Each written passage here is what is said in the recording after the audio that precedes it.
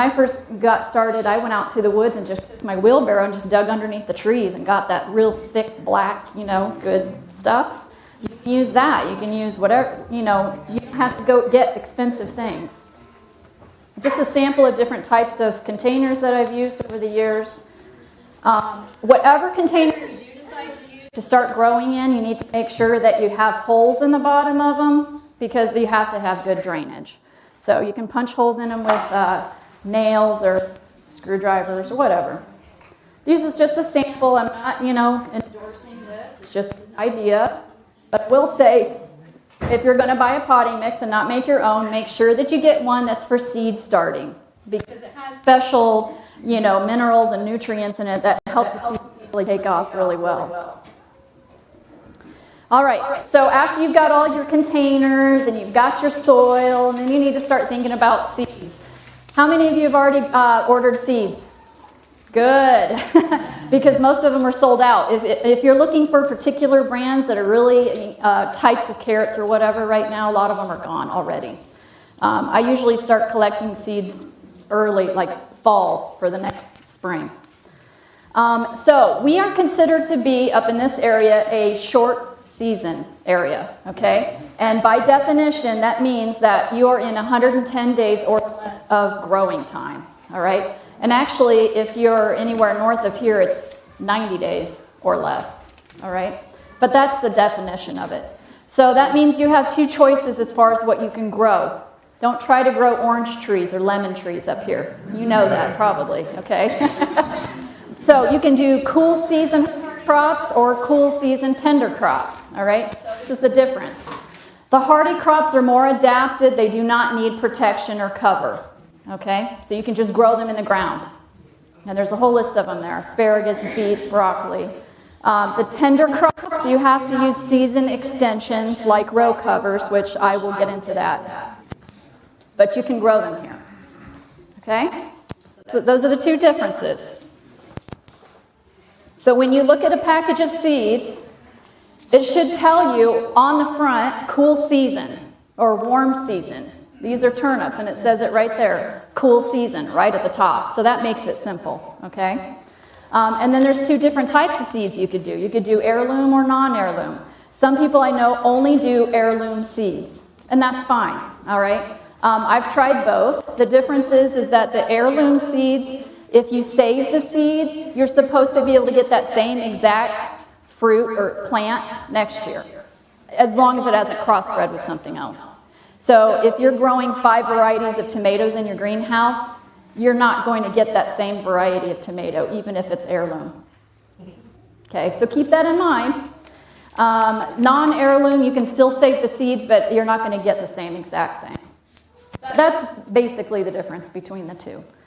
Some heirloom seeds that I've tried they don't do as well, I don't think, for our area. So do your research on that and you decide for yourself. All right, now when you're looking at the seed package, also it'll tell you how many days to maturity. So how many days growing season do we have up here in a short season? Yeah, well, I would say I would not try to grow anything that's over 100. In fact, I personally am way north of here. I don't do anything more than 90. So these turnips 50 days. Okay, so you can do that. That doesn't mean you're going to be eating it in 50 days. That means that 50 days after it has emerged from your pot, okay? After you've planted it, after it comes up, it should be 50 days. Keep that in mind too. To give you a description of the plant, it'll tell you what kind of weather tolerance it has, it'll tell you how deep you sow the seeds, and how to space them, and how to harvest it. There's a lot of information on these seed packets when you get them. If you're looking at magazines and looking at seeds, usually tell you all of that information too. In fact, I know the Johnny's catalogs have, if you're looking for winter seeds, it'll have like a little picture of a snowflake there, so you know, oh yeah, those are cool season crops. I could get that one. So that's always helpful too. All right, now there's this little handy thing I got here online. It's called Clyde's Garden Planner, and I don't get kickbacks from anybody, okay? I'm just saying. This is what I kind of used as a rule of thumb to get me started, and I'm sure there's this kind of stuff online too that you can type in. When is your last frost date? And I'm thinking around here it's June, like first week of June. Is that correct? Hit or miss? So once you put in your last frost date on here, it'll tell you when to start your seeds for each different type of thing on here. So if you might want to look up something like this, they're kind of handy. But these are dates that I have used. If you're going to grow sweet potato slips, we'll get into that. And herbs or flowers, start them early in January. Celery, eggplant, peppers, and tomatoes in February. So I've already got my tomatoes up here. So this is just kind of what I've used here. Now, when can you put things directly in the soil? It's going to be different for everybody. You know, I still have 4 feet of snow outside. So for me, I won't be able to do things, you know, later than some of you could probably put your chard and your lettuce and your spinach in the ground probably in April. It just depends. But as soon as you can start working the soil somewhat dry, if it's sopping wet still from snow, don't even try to till it. Don't even try to do anything with it. You'll just be wasting your time, okay? So around April or May, you should be able to start putting things directly into the ground. And then after the frost, sometime in June, you can do those last items there. Where do you get Clyde's? Where can you get them? I think there's a website on here, and I'll leave it up here for anybody who wants to look at that. And I also recommend that you keep good records because obviously every year is different, especially around here. But write down, you know, January 1st, I put rosemary seeds in or whatever, and they didn't pop up to February 1st, you know, and then I actually put them in the March 1st, whatever it is. Keep records, and then I wasn't eating them till July. So if that's the case, you may need to back up and start your seeds in December so that you're transplanting in January. You see what I'm saying? So as long as you can kind of keep track of how you're doing it every year, that helps. At least it always helped me. All right. So I used to work in a greenhouse. I spent a few summers doing that, and they taught me a lot of things. And so I think that's how I kind of learned to do some of the things I know now. But one thing I always knew was to start by having warm soil. So if your potting mix is out in the garage or out in the snowbank, bring it in, thaw it out, get it warmed up, okay? Seeds don't germinate in cold soil. So warm it up and then get it wet. So let's just say you've got your little dish here. And by the way, these are little tofu tubs. These are perfect size and shape. As you can see, this one I roped it off into 4 sections for 4 different types of tomatoes. But these are just the perfect size to start seeds in. So warm up your soil and then get it wet. And the reason why I say to get it wet first is because that way when you pop your seed in there, it's not floating all over the place when you do water it. It stays in place, okay? And here I'll show you. I've got some pictures here. So you've got your little dish with the holes in it. You put your potting mix in there and you look at your package and it says, you know, your seeds are supposed to be 1/4 inch deep. So just use the back of a pencil or whatever, poke your little holes in there or dig a trench. Put them in there, cover them up, and I usually just take my hand and kind of pat it down gently. It holds them in place better. And then gently water it in. It's called watering it in. Don't take a big old thing of water and because what happens to your seeds, they go everywhere and they're no longer in the nice little holes that you put there, okay? So if you have a sprayer on your sink, put it on low. That's what I like to use. Water it in and then label them. I'm really good at forgetting to label what was in here. So don't forget to label.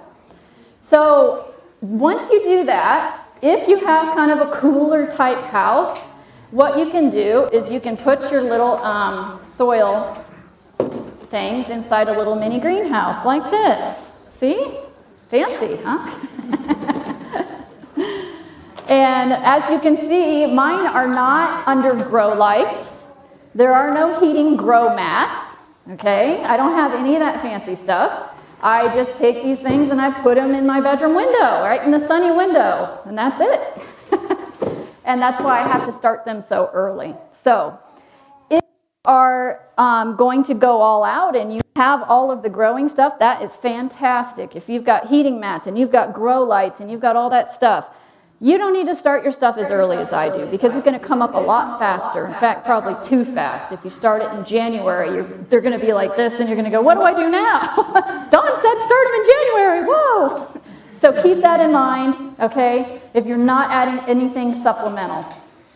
But I will say, too, if you're going to put them up in the sunny window like that, and they're sitting there all day long in that sun, you know, now the sun is getting a little bit higher, so it can warm this up really fast. So during the day, you're probably going to want to open it up.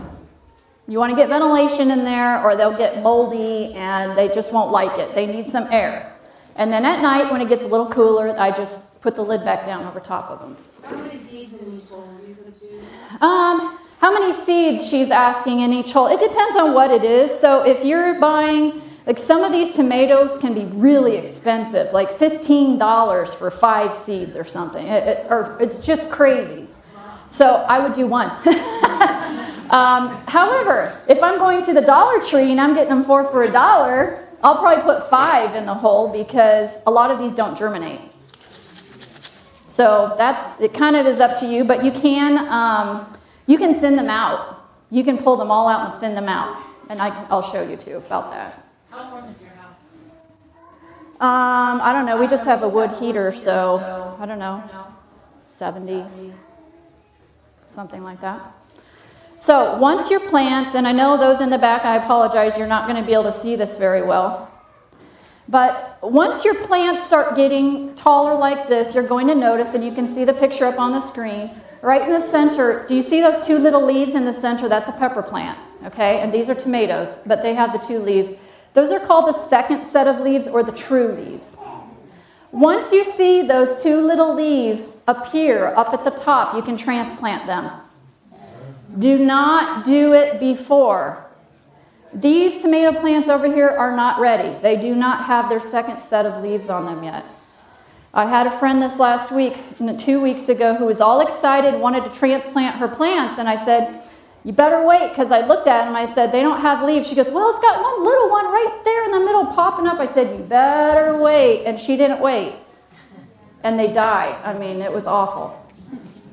So, once they get those 2 leaves in the middle, you can transplant them. Now, why do you want to transplant? Because it makes for a healthier plant. You can't, people ask me this all the time, why don't you just take a big pot like this, fill it full of dirt, and put a seed in the middle of it and grow it? You can, but your plant will be really tall and really spindly and fall over. It will not be healthy, okay? At the greenhouse, the little plants would come in these tiny little plug trays, smaller than this tray right here, and we would pop them all out, and then we'd put them in a pot this size.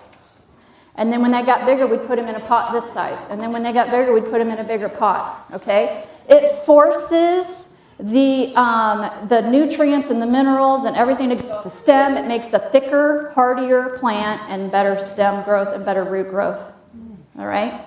So this is how I have been doing it for many, many years, and it works well for me. If you want to cut corners and you want to do it this way, you're welcome to do that, but this is how I do it, and I know that it works.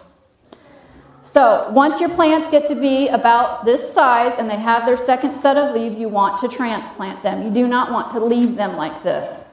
So I will show you how to do that.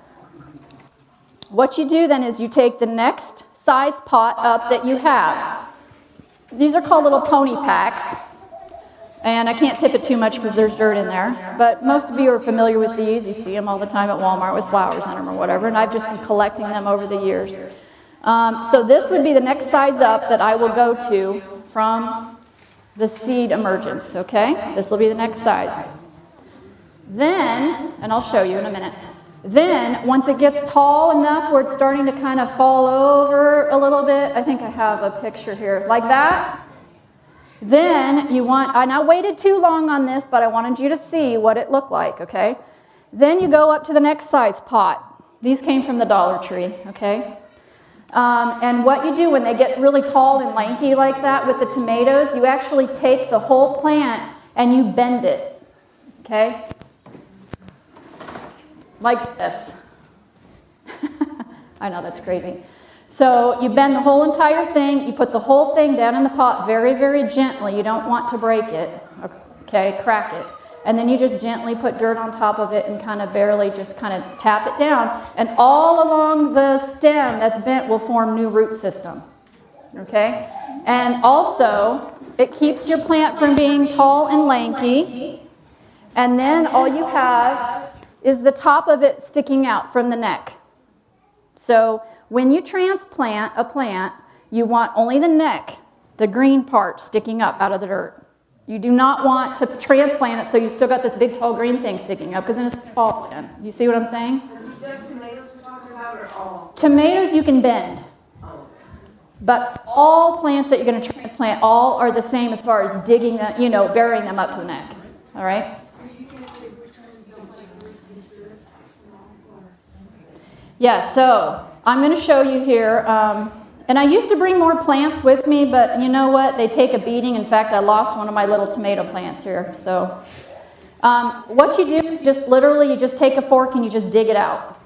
So I get the little thing ready that I'm going to put it in, whatever size is next, and I've just dug a little hole in it like that. And I'm just going to take my fork and dig it out. And you know what? You don't have to be all that careful. They're actually really hardy. And I have been doing this for so many years. People are like, oh no, you're going to hurt the roots. No, they're fine. Okay, so I just totally dug this one up, and this is the one that just broke, and so it's going to die anyway. So I know it doesn't have the leaves, but you get the point. So I'm just going to stick it down in there, in the hole. Make sure you have your hole dug down there first so you literally can just stick it in there. And then I just kind of pack some dirt around it so that just the top is peeking out. I know you can't really see that, but you can come up and look at it later. So that's how you transplant. Okay? You get a question? Repeat the question. Repeat the questions. Thank you. I will. So now, once it gets tall and lanky again, you may need to add a little bit of support to it if you can't transplant it right away. Those are just some little bamboo skewer sticks that I put in there, and you could tie them to those if you want to. Or if you're ready to go ahead and transplant them again, put them in the next size up, whatever the pot is next. Okay, so for me, from this size, I would go to one of these next. Same method, bury it up to the neck, all right? And then from there, you go up to the next size, which for me is going to be this. So by the time you are setting out your tomato, pepper, and eggplants outside or in your hoop house, they should be about that tall. They should be probably between, including the pot, okay, about at least 12 inches tall. And in fact, they should have flowers on them. And I know it's a little bit overwhelming to think of that, but I am eating tomatoes in June and July and August and September and October in an unheated greenhouse because I do it like this. So if you want to do it a different way, and if you want to wait and you don't want to transplant and you don't want to do all of that, you may get some tomatoes in August or September. You might. But this is how I do it, and it's working. So that's why I share what I do. All right, so we've got your everything is started, you've got stuff coming up, and I don't want to discourage you. You still have time to get seeds going. So if you haven't done that yet, get them going. And add a little bit of heat, and I'll tell you how you can do it. You can put them, you can put this on top of your refrigerator. Your refrigerator actually gives off a lot of heat. If you have a wood stove and you have something you can hang over top of it somehow, you could hang it up there. I've done that. If you have a heater vent in your living room, you can set them on like a cookie tray on your heater vent. Anywhere where you can get it just a little bit of heat, it'll help germinate faster and get you going on the road faster, okay? And if you have, if you want to put it in some artificial light during the day for a few hours, after they pop up, you can do that too. That'll help everything move along so that you can feel like you're more, on track and not behind or whatever.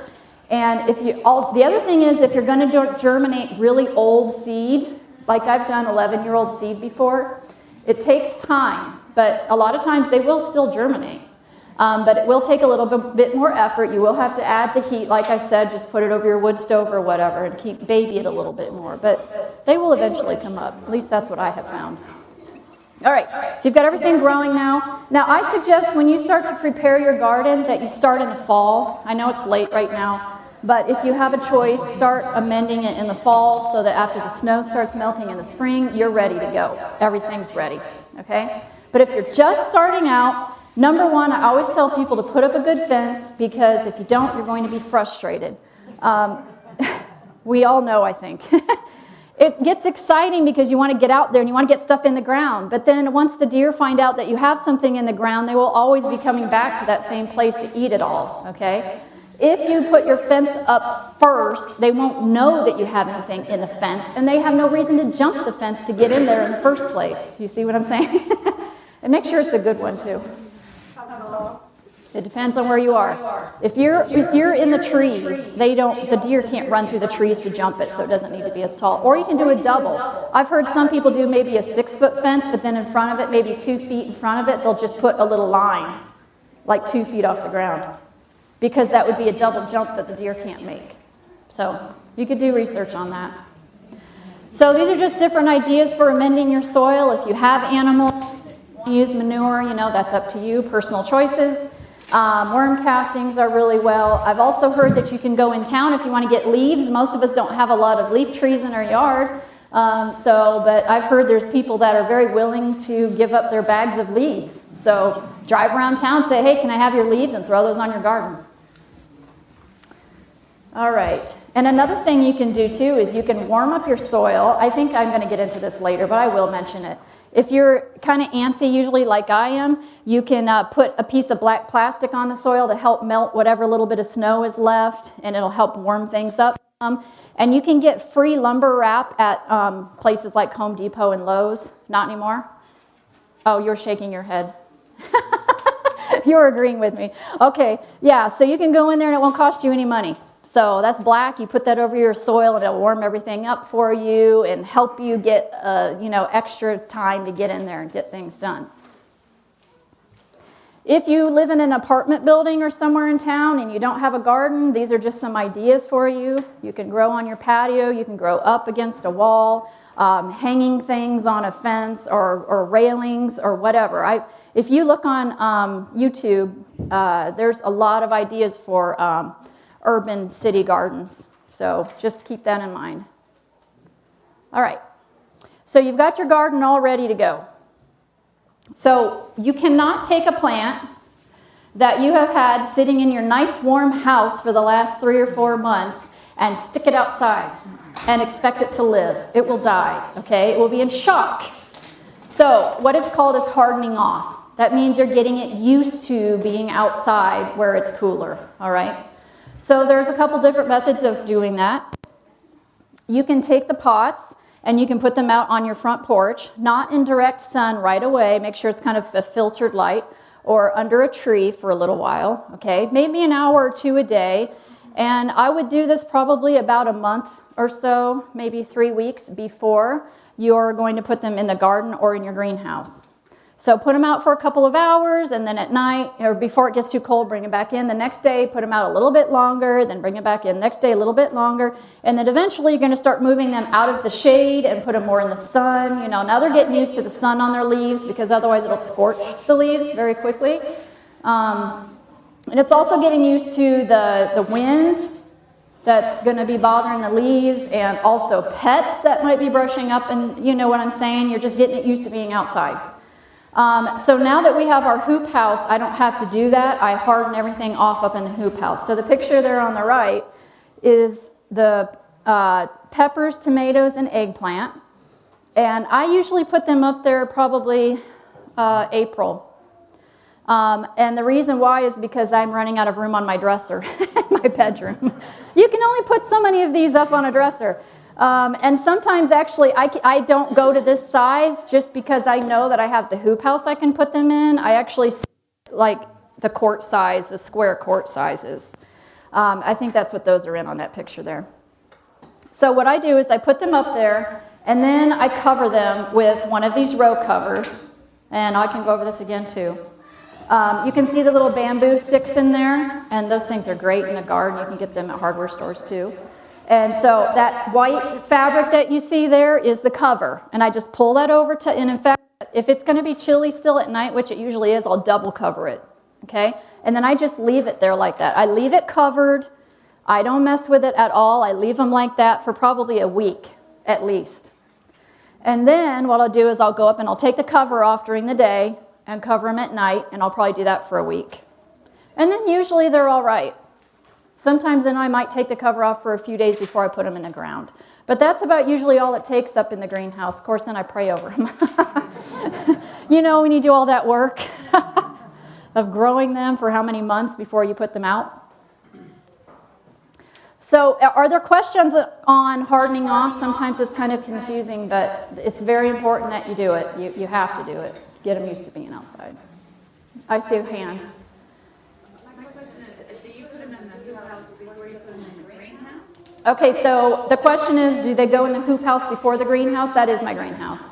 Oh, okay. I use the terms interchangeably. I'm sorry. My hoop house is my greenhouse. Yes, ma'am.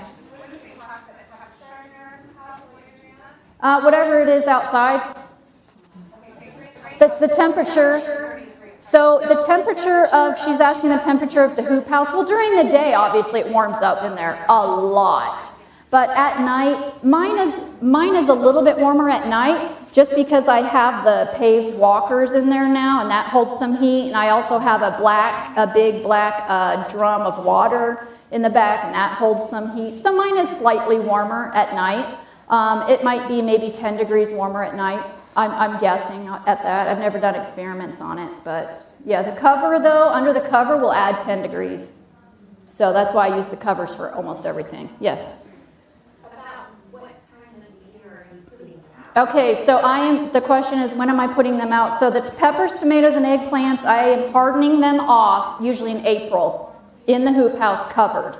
And then I'm usually putting them in the ground towards the end of April, early May, something like that. Just it's different every single year. Yes, another question. Do you vent your greenhouse? I do vent it, yes, and I will get onto that too. But I may vent it probably in March, because right now it's full of winter plants and they don't like hot. So I will probably go up there and vent it. But during the winter time, no, I do not vent it. If you don't have a hoop house. If you don't have a hoop house, I'm going to go over that too. Yes. Where do you get your covers? Okay, so I buy the row covers from Johnny's or on eBay, and I'm going to go over that too. So here we are. They're hardened off now, and the plants are going into the ground. So once again, you want to dig a deep hole and get them down in there as deep as you can. It's okay if you bury the leaves. It's good for them. It's not going to hurt anything. You can also plant tomato plants sideways if you need to do that in a trench. I just do mine up and down because I like to string them up. So put some compost in the bottom of the hole. That's black worm castings in the hole there that you're seeing if you're into worm castings, or whatever kind of compost that you have. If you want to put some special tomato fertilizer in the hole before you do it, you can do that. I also recommend the picture on the right there. You can see rows of carrots in there. I do rows of carrots in between all the tomatoes, because the carrots and tomatoes love each other. They're companion plants. And then I also take a bulb, a little clove of garlic, and I put a clove of garlic in between each tomato plant, because it helps to ward off pests. And it just stays there. You can cut the clippings and eat them if you want to. I just leave it there. I never dig it up, so it's just always there. If you're going to put them out into the ground and you're not putting them into a hoop house, now you're transplanting, okay? So I would not do it in the middle of a hot, sunny day. Your plants will be in so much shock, they may not make it. So I recommend doing it in the evening or even on a rainy day. It might not be fun for you, but it's easier on your plants, especially in the evening if you can do that. And even if they, like the ones on the right, they go into a little bit of a shock, they usually will come back. You might have to trim a couple leaves off the outside, but they will usually come back for you. Make sure that you water them in really, really well after you transplant them too. Different ways to support plants that might be climbing. Most tomato cages there. Or a lot of people now are using those cattle panels. I put one up in the center of the greenhouse. I didn't like it too much because I couldn't reach and get what I needed, but it was an experiment. You can run strings up and down if you're going to do a hoop house or greenhouse. I bought little tent stakes that I put beside each plant, and then I tied one end to that and end to the beam at the top, and that worked pretty well. And then the bamboo sticks, they work pretty well too. And the top left is, that's that bird netting that you can throw over the trees. And that works. I strung that up along the hoop house on the inside of the hoops, and the peas just bind up all over that. Peas you can start early. You can start them now in your house and put them out probably, well, as soon as they're up, because they like it cold. So you could put peas out probably in the next 2 or 3 weeks, and you'll be eating snap peas. All right, this is another. If you just have a little space left because you have so many plants everywhere else, you can do an intensive gardening planting there with lots and lots of seeds in one row. Wait till they come up, and then take your fork or your shovel or whatever and just dig a big old clump of them out and literally just take them apart. Just pull them apart, all right? And then take them and put them where you want them in your garden. So these are all different kinds of greens there. So if you've already got your spinach and your cabbage and things going, and you say, where am I going to put lettuce now? Okay, so you started them in a little row like that, and you dig them up and you pull them apart, put a little plant here by this cabbage or this lettuce, or the lettuce by this spinach or whatever, and just spread them out all over your garden. So that's just another idea of how to get a lot of plants in a little space and then move them all around. And transplanting them is not going to hurt them. The only thing that doesn't really like transplanting very well is spinach. I have not had good luck with it. Maybe some of you have. And if you have, and you know the trick, please let me know. It just never does well. So by the time you thin them out, they should be evenly spaced, like down at the picture on the right. You want space in between them. And if you're not sure, just look at the back of these and it will tell you.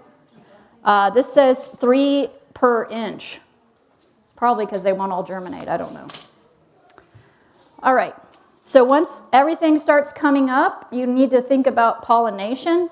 So if you have, let's say, tomatoes, you don't have to do very much. You can just walk through your hoop house and just kind of do this, just shake them a little bit like this. If you have a fan running in there, that's going to do the job for you. If you have a lot of bees, that'll do the job for you. If you roll the side up and you've got a vent, it's vented and there's wind going back and forth, that'll probably do it too. But it doesn't hurt to walk through there and just shake the plant. It'll pollinate itself that way. Eggplant, I like to keep it covered all year. It likes it warm and hot, and it doesn't need to be pollinated. It's self-pollinating. So if you didn't know about that. Cucumber, I just learned about. There's 3 different types of cucumbers. So if you want to grow cucumber in your hoop house and you don't have a lot of bees, get the parthenocarpic cucumbers because they don't have to be pollinated. I didn't know there were different kinds. Melon and squashes. Is anybody familiar with hand pollinating? Okay, just a couple people. You can look on YouTube and they can teach you, but basically the plant is going to have a male flower and a female flower. So the female flower is the flower that's going to have the fruit on it. Leave that attached to the plant, okay? Take the male flower and literally just stick it there, and you can leave it there if you want to, or you can just pollinate it. Just rip the male flower off and pollinate it, and that's how you can get more squash and things that way. How do you tell the male? They look male and they look female. People always ask me that question. I probably turn 10 shades of red while I'm up here trying to explain it, but I'm trying to be as, yeah. Is there anything you know on that you encourage? I once had only female flowers. I got no male. Yeah, sometimes they're like that. So people always ask me, how can you make sure that you get the male flowers and the female? You can't. You can't. It's just whatever the plant is producing. And if you want more information, just look it online, how to pollinate squash, how to hand pollinate squash, and you'll see. All right, so we have a short growing season, so how can we extend it, okay? So one experiment that I did was I brought my peppers into the house in October because I knew it was going to start freezing in the greenhouse and I didn't want to lose them. So I dug them up and put them in a pot and put them back in that same exact window, and they actually did ripen. As you can see, that's the same plant, same 2 plants. So in December, I had red peppers and I don't remember what the other one's there. So, but I think around January they got aphids on them, and so I just threw them away. But I thought that was neat. I was able to get, how many were October, November? 3 more months out of pepper plants. So that's an idea. This is the most important thing right here are these row covers. These row covers will add 30 days of growing season at the beginning of the season and 30 days of growing season at the end of the season. So now you've just added an extra 60 days to your growing season. This is the secret, all right? And this is, you can get these through, like I said, Johnny's or probably different garden places. This is zero, I'll just tell you here. I found this a long time ago on eBay, I think. It's called AG fabric. And this is 0.55 ounce. There are different weights and different kinds. One of them is a lighter weight, and that's just for insect protection only. Okay, I think it's a 0.45, I don't remember. But this is the one you want for frost. 0.55 ounces, okay. Frost protection, they're called floating row covers. I'm sure you can get those all over the place now. I've had that for quite a while. Oh, we have a question, yes. How do you know when your hoop house is about to collapse from snow pressure? Okay, the question is, how do we know when your hoop house is about to collapse? Can you ask me that when we get to part 2? Because I'm going to get into the snow. Was there another question? No? Okay. All right, so I already, yeah, that's funny that you'd say that this year with my hoop house anyways. So here's how you're going to keep the row covers up off your plants. This is just PEX, okay? That's what it's called. It's electrical something or other. And it comes in big rolls. So just cut the size that you need, PEX tubing, PEX, and cut the size that you need according to the width of your bed, whatever it is. So this is the width of my bed, around 2.5 feet. And I literally just pop those into the ground like that. And what I usually do, first of all, I put the black plastic down and I warm up the soil as soon as the snow is basically gone. And then I will sometimes, if I'm really in a hurry, I'll put this over it too, and then I'll add the cover over top, as you can see on the picture, and then I just use clothespins to pin it on there. And that'll help warm it up too. I'm kind of speeding up the process.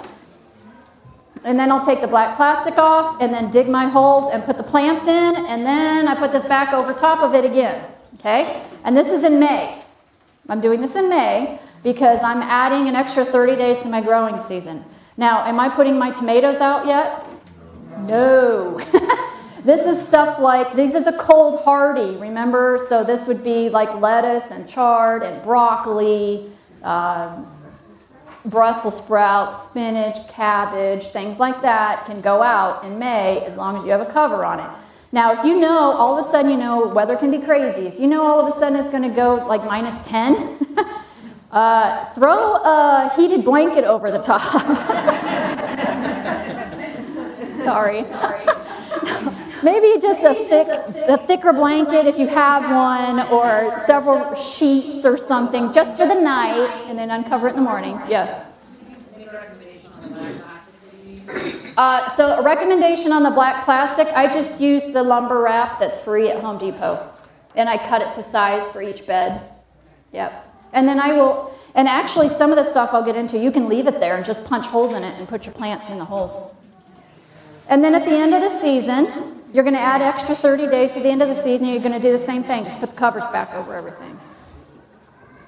I thought this was kind of a cool idea. I just found this. Just stick a plastic tub over top of a bag of soil. Literally, this lady just bought a bag of growing mix, cut the top out of it, and put her seeds in it, and put the tub over it. And she had this huge mound of greens. So that's easy. Anybody can do that. Question, yes. When it comes to the mulch and the stuff you put in, if my husband dropped all of the ash in the fireplace on my desk bed, is there a way I can save that? Okay, so dumping ash on the garden. I dump wood ash all over my garden, so. I don't dump it all in one spot. I try to move it around, but just dig it up and try to relocate some of it. Yeah. Question, yes.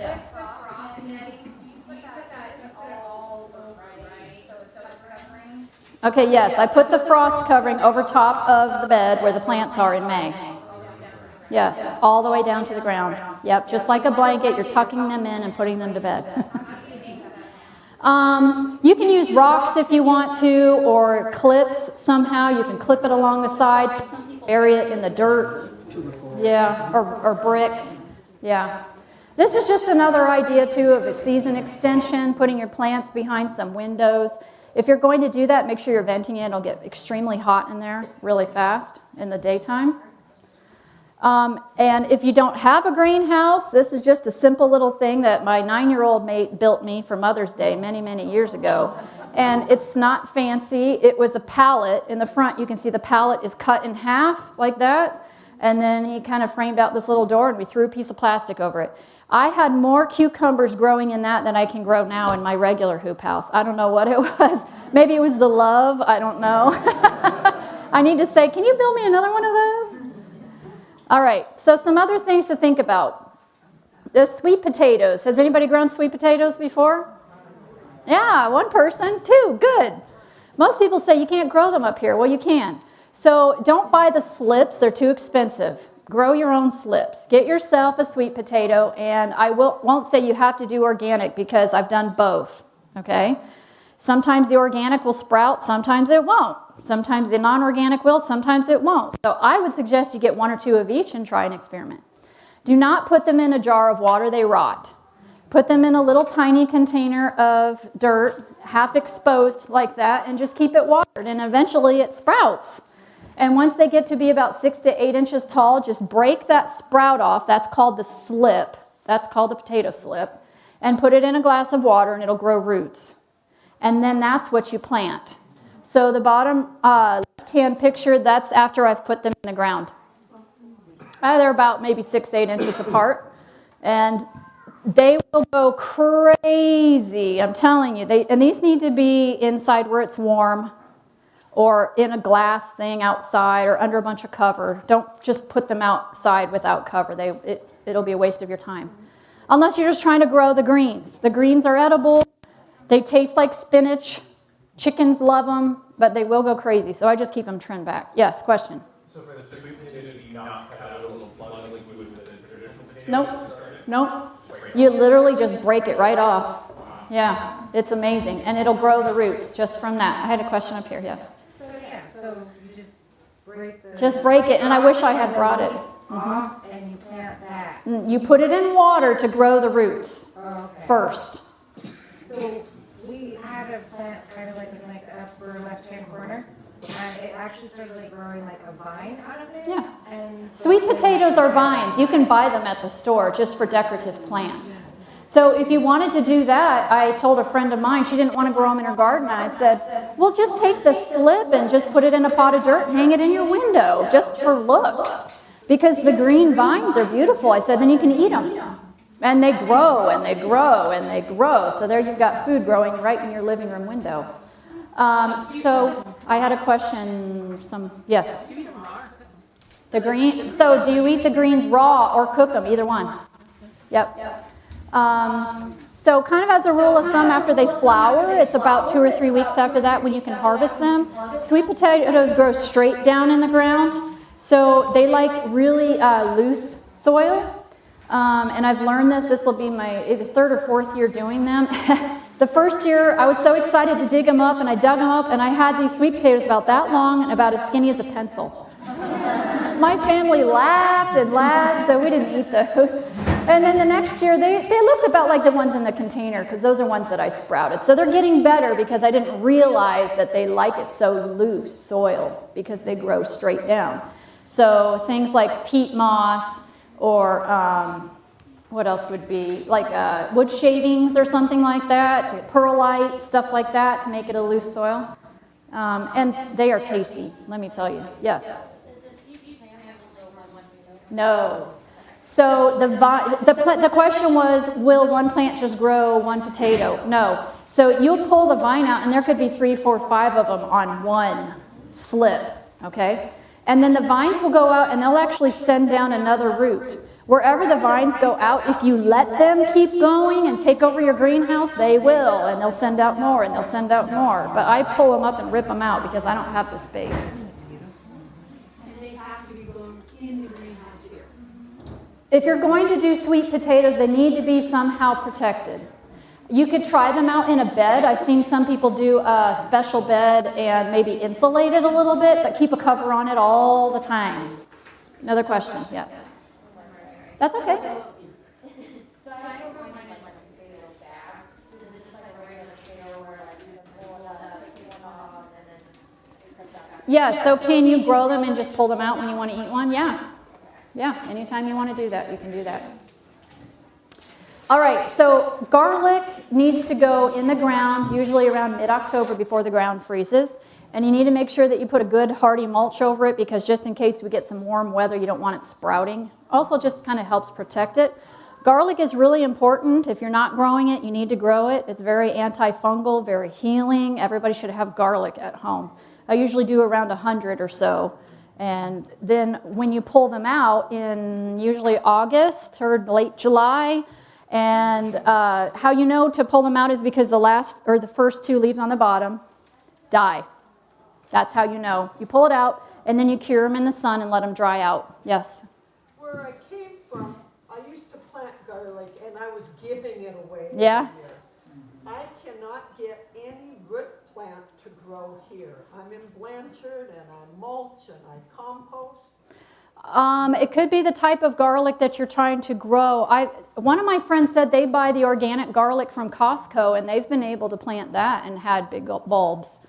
I know that there's somebody called, I think, the Garlic Lady or something. You look online for people local that sell garlic. There are places that have native garlic that does really well here, so you might want to think about that.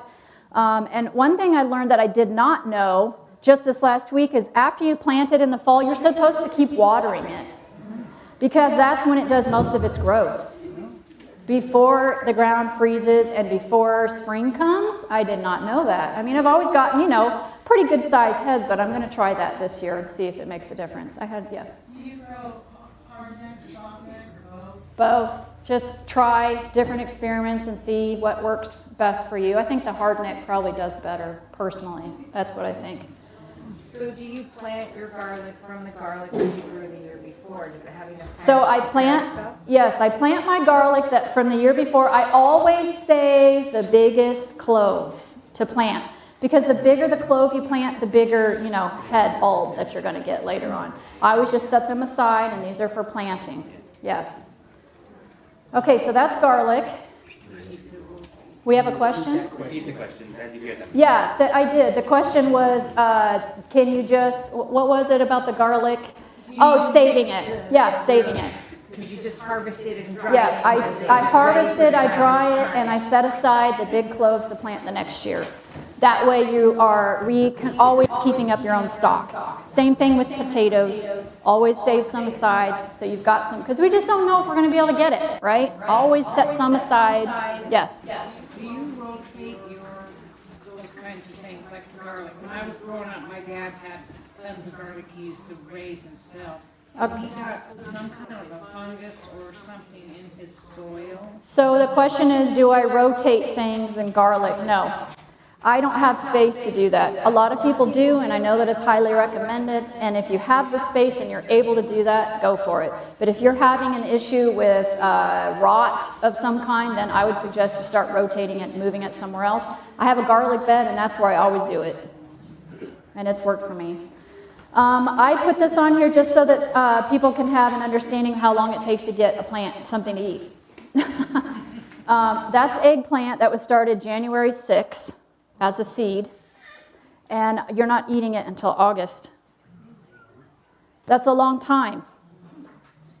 So keep that in mind.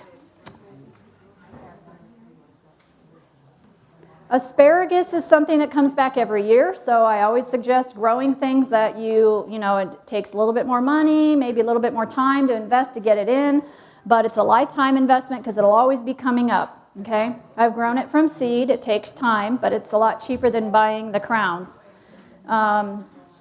The first year it comes up, you can only harvest maybe one piece, and it's going to be so hard not to do that. But then the next year, maybe 2 or 3, and then after that, it doesn't matter. But keep it in one place because it spreads too. It can spread, and it doesn't like to be disturbed and irritated. So leave it in one bed. Once the fronds get big like that, and then they'll die, then you can cut them off and put them on top of the bed, throw some manure on there, and let it rest until spring. And that's all you need to do. Carrots. So some people like to dig their carrots up and put them in a root cellar, garage, basement, or whatever. And I used to do that, except they rotted all the time. I tried sand. I tried everything. It just wasn't working for me. Maybe the temperature was wrong, too much moisture, I don't know. So what I do now is I just leave them in my hoop house, and I harvest them all year whenever I need them. So I usually start in April with the first sowing. You can see the picture on the left. And that's garlic in the middle there, by the way, and it needs to be trimmed. But anyway, I put I put the toilet paper down, and then I put some worm castings on it, put the seeds there, and I do that because I can see seeds are going that way. You don't have to do it that way. It's just a method I use. So I will do one row there in April, and then probably 2 weeks later, I'll do another row on the other side of that garlic, and 2 weeks later, I'll do another row on the outside of the bed where the tomatoes are going to go. You see what I mean? And the tomatoes are going to go in between all those rows of carrots. So they have some time to come up and pop up before those big tomato plants go in there. That's why I start them early. And now, whenever you want carrots, you just go up there all winter long and you just dig up what you want. You don't have to fight through the snow to try to find them. So you have some plants and vegetables that you keep in your hoop house all year long. Do I have vegetables year round? Yes. Part 2, I'm going to show you everything I have in there year round. So you don't take them out? I don't take them out. Well, so the question is, do I take the plants out and put them in the garden? Some things I do. I don't have a picture of it, but on the left side, so the picture on the right, if you look on the left side of the walkway, that's my winter bed. Towards the end of that winter bed, I leave some space where I'll put things like the broccoli and cabbage plants that are the cold hardy crops. I've started them in the house, you know, like this. I start them in there, and then I will put them in the greenhouse until they're ready to go in the garden. And then I will dig them up from there, and then I'll put them outside. And the reason being is because they'll get bigger, and they like it cold. So I'll put them in there early, and they can get bigger, and then I'll transplant them outside in June. Yes? And I try to leave my carrots in the ground, and it's like a bug just kind of ate at them. Do you use anything? Or? So she's asking about leaving carrots in the ground and bugs eating them. Try the garlic. As far as bugs in the soil, I don't know. It depends on what the pest is. I mean, if they're slugs or something, there's slug bait you can put out. I know sometimes slugs really like carrots, but yeah. Try to figure out what the pest is, first of all, and then see what you can use to put on it. Okay, so that's the carrots. And winter squash. So this is how I'm able to get squash. And this year I had literally a winter squash that big and about that thick. That's that gray one. You can't hardly see it up there, but I mean, that thing, I could hardly carry it. So here's the secret. You have to put down black plastic. They like it warm. So wherever you're going to put them, wherever your bed is, and mine is kind of up on a hillside, any exposure. So I put that black plastic down. I've punched holes in it wherever I'm going to put the plants. And in the fall, I bury my kitchen compost in each one of those holes so that it's breaking down all winter long. And then sometimes I'll sprinkle some fertilizer or something in there. So the soil is warmed up, and then when I put the plants out, I cover them with the covers, and I leave them covered until they flower. And then once they start putting on flowers, they have to be pollinated, so take the cover off, and that's usually, June, something like that. Take the covers off and let them be pollinated, and then put the covers back on again, probably end of August, because you can get another 30 days through September for your squash to get bigger. They're not going to need to be pollinated anymore. By the time middle of August comes, in fact, clip off any small fruits that you have that are not going to amount to anything. Get rid of them so that all the energy goes into the bigger ones, okay? The picture on the top left is a volunteer that just came up in the greenhouse, and it's a cross between, I don't know. But actually, it was kind of like a spaghetti squash and a Hubbard or something mix. It was interesting. But, so you can see I just trained it up on a piece of a cattle panel there, and so it was out of the way, and it held its own, and it did well like that. It liked it in the greenhouse. I got 2 squash off of a volunteer. And the other thing I do is I start them early in probably late April. I don't remember for sure. But probably about a month before you're going to put them out. Start them in bigger pots, like at least this size. Start the seeds in these pots. And they are kind of finicky and kind of picky. They don't really like their roots to be messed with too much. But I do this to give them a head start. So what I do is I just kind of cradle the plant, over it, and I just very gently tip it over, tap it, get it out of the pot, and then very gently put it in the hole. And I've been doing that successfully, and it has worked for me. You can direct sow the seeds. You can put them in the ground like that, but depending on temperature of soil and temperature of days and nights, it might not germinate very well. And being in the cold climate that we are, you could sit there and you could wait for a month till those seeds come up, and you just lost 30 days that you cannot get back. I start everything except maybe lettuce from seed early. Green beans grow really well here.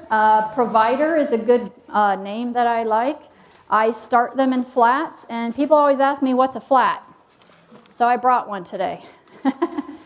This is a flat. This is considered a flat, okay? So depending on how old your seed is, I would put 1 or 2 per hole. If they're new seeds, probably 1 per hole. And I would probably start these probably towards the end of April also, because you're not going to put these out until after frost in June.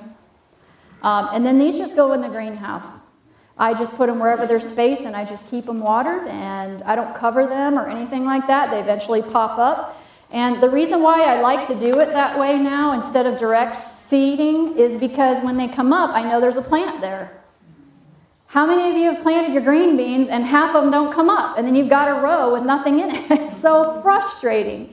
And it's too late to put one in there. So now you just put one maybe every 6 inches or something. Now you've got a whole row. So I actually will plant an extra flat of what I think I'm going to need, because they don't always come up, and you're going to lose some.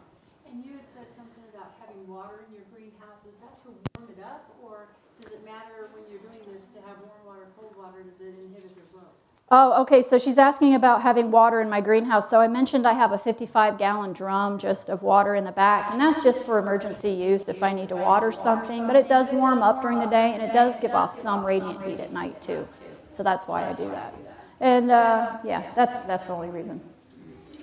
So there's 2 types of green beans. There are the climbing ones. So if you're going to do the tall pole green beans, make sure you're putting them on some type of a trellis. They can get 6 or 7 feet tall easily. But if you're going to do the bush beans, they'll stay, smaller, a lot more manageable. Different crops to think about. Strawberries always come back, so get those in your garden. Raspberries, blueberries take around 7 years before they start bearing fruit, so keep that in mind. And you need 2 different kinds of blueberry bushes so they can pollinate each other. You can do just 2 bushes, but they have to be 2 different kinds. Or if you have 4 of the same and 1 of different, that's fine. Beets and turnips and carrots, they keep really well. Cabbage keeps really well also.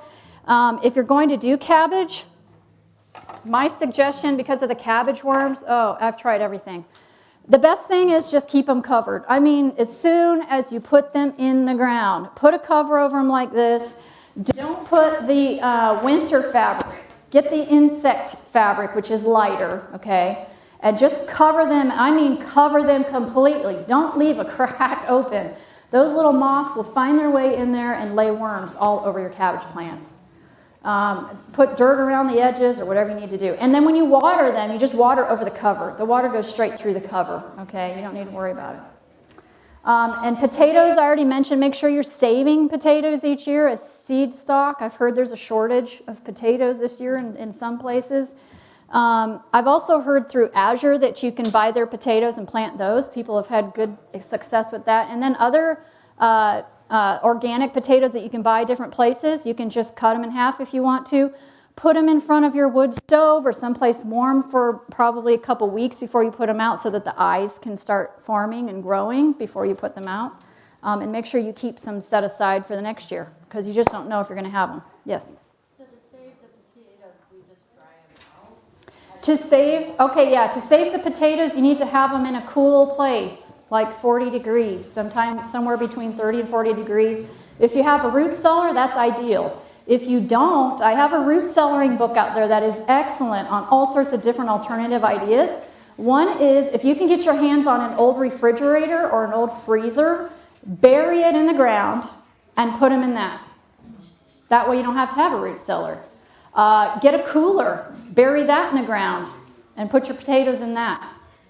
And if you can't do that, find a cold bedroom that's not heated or a garage or a basement. You don't want them to freeze. But find a corner and they should last. My potatoes usually, if you're digging them up in September, last until May or June. I mean, they'll have, they'll start growing their vines or whatever, just break it off. You can still eat them and you can still grow them. Yes? Do you need to provide some kind of ventilation in your buried refrigerator freezer? So do we need ventilation in a buried refrigerator freezer? Well, that'd be ideal. If you want to dig yourself a root cellar, you're supposed to have ventilation in that. But I'm just saying, if this is all you can do, try. Do what you can do. Blueberries need a moth cover also here. Okay, she said blueberries need a moth cover. I haven't had that problem, but it could just depends on where you are with bugs and stuff. The ones in the front of the house, I have to cover them for the moths. The ones on the deck, I don't have to do anything. I haven't had a moth. So. Okay, yeah, it just depends on, if you're having a problem with moths landing on your plants, whatever, cover them up. Okay, another question, yes? Your asparagus and your strawberries say that they can stay in the ground all year long. Okay, Under the snow and everything. can asparagus and strawberries stay in the ground? Yes, forever.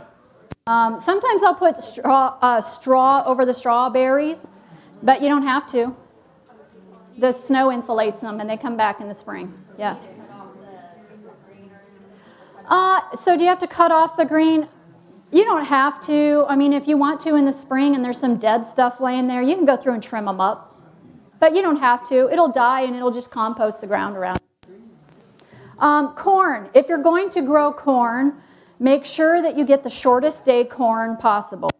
Okay? You might want to do these big old fancy, whatever, tall corn plants, but you're going to be frustrated. So again, start them in the flats, same as the green beans. Whenever you do your green beans, do your corn. Same exact time, about a month before you're going to put them out. Okay? And 1 or 2 per hole, depending on how old your seed is. And you can transplant. I think they were about 6 inches tall, usually when I transplant them outside, the corn. And that's after frost, okay? Jerusalem artichokes or sunchokes is a good thing to invest in. If you don't have any, ask somebody who does. They spread like crazy though. So put them in their own bed by themselves. They grow these really pretty flowers on the top that look like sunflowers. That's why they're called sunchokes. And the bulb at the bottom they're kind of funny looking. It's almost like a potato tasting or a turnip tasting thing, and they can get huge. And you can leave them in the ground. You can forget about them for years. Nobody will even know you have food there because it just looks like a pretty flower bed. So just something to think about anyway. All right, real quick. Oh, yes. You might talk about this later, but can you address raised beds versus putting them in the ground? Okay, he wants to know about raised beds versus putting it in the ground. I like the raised beds because they warm up faster. However, faster too, and it takes more water. Putting it in the ground, I guess, it still could be frozen compared to the raised beds. Raised beds are easier to work in if they're really, obviously, but I think mostly it's kind of a personal preference. I think more weeds tend to grow if they're not in a raised bed because it's more exposed to pathways and stuff like that. Peter, people have told me I've done this, but plant tomatoes or potatoes in a tire, wouldn't that leach into it? Okay, she's asking about planting potatoes or tomatoes in tires. People do that. I've seen people grow things. In fact, you could use have anything else, use what you have. You'd have to do research as far as leaching and all of that. That's going to be a personal choice. Do you need to put anything under your soil to keep like rodents from eating it? Oh, yes. If you have, so do you put anything under your soil to keep rodents out? If you've got those annoying little gophers, yes. Or get a cat. So I used to try everything to keep those things out of the garden, and they wouldn't. And then we got a cat, and the cat keeps them out. So we don't have, I think in the last 6 years, I think we've had one gopher. And that's it. So just, I don't know. Those little solar things that give off sound, they don't work. There's these little metal traps that you can buy, Gopher Traps, that work great. But you have to find where their tunnel is. They're really sneaky about disguising where their entrances and exits are. So you have to keep digging until you find the real one and then stick the trap in there, and you'll get it probably in a couple hours. Yes? What is your actual growing zone? My actual growing zone is 5. I'm at a 5.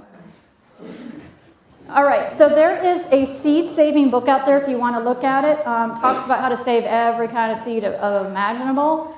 Heirloom, like I said, will save the best, but I've saved others, and if you're not that worried about getting a particular variety, you just want to make sure you have some food, I would suggest you save every seed you can. That's just my advice anyway. These are onions, and once they grow like that, you can just let it dry, and they will spread their onions all over, and the next year, you don't have to plant onions. These are white spear winter onions, and I've had the same onion plants now for about 4 or 5 years. I don't plant onions anymore. They come up all over the place. So when you were talking about rotating things, do you leave your tomatoes in the same spot and your onions in the same spot all the time? Okay, so do I leave my tomatoes and onions in the same spot? Pretty much. Because I just have one hoop house. Right.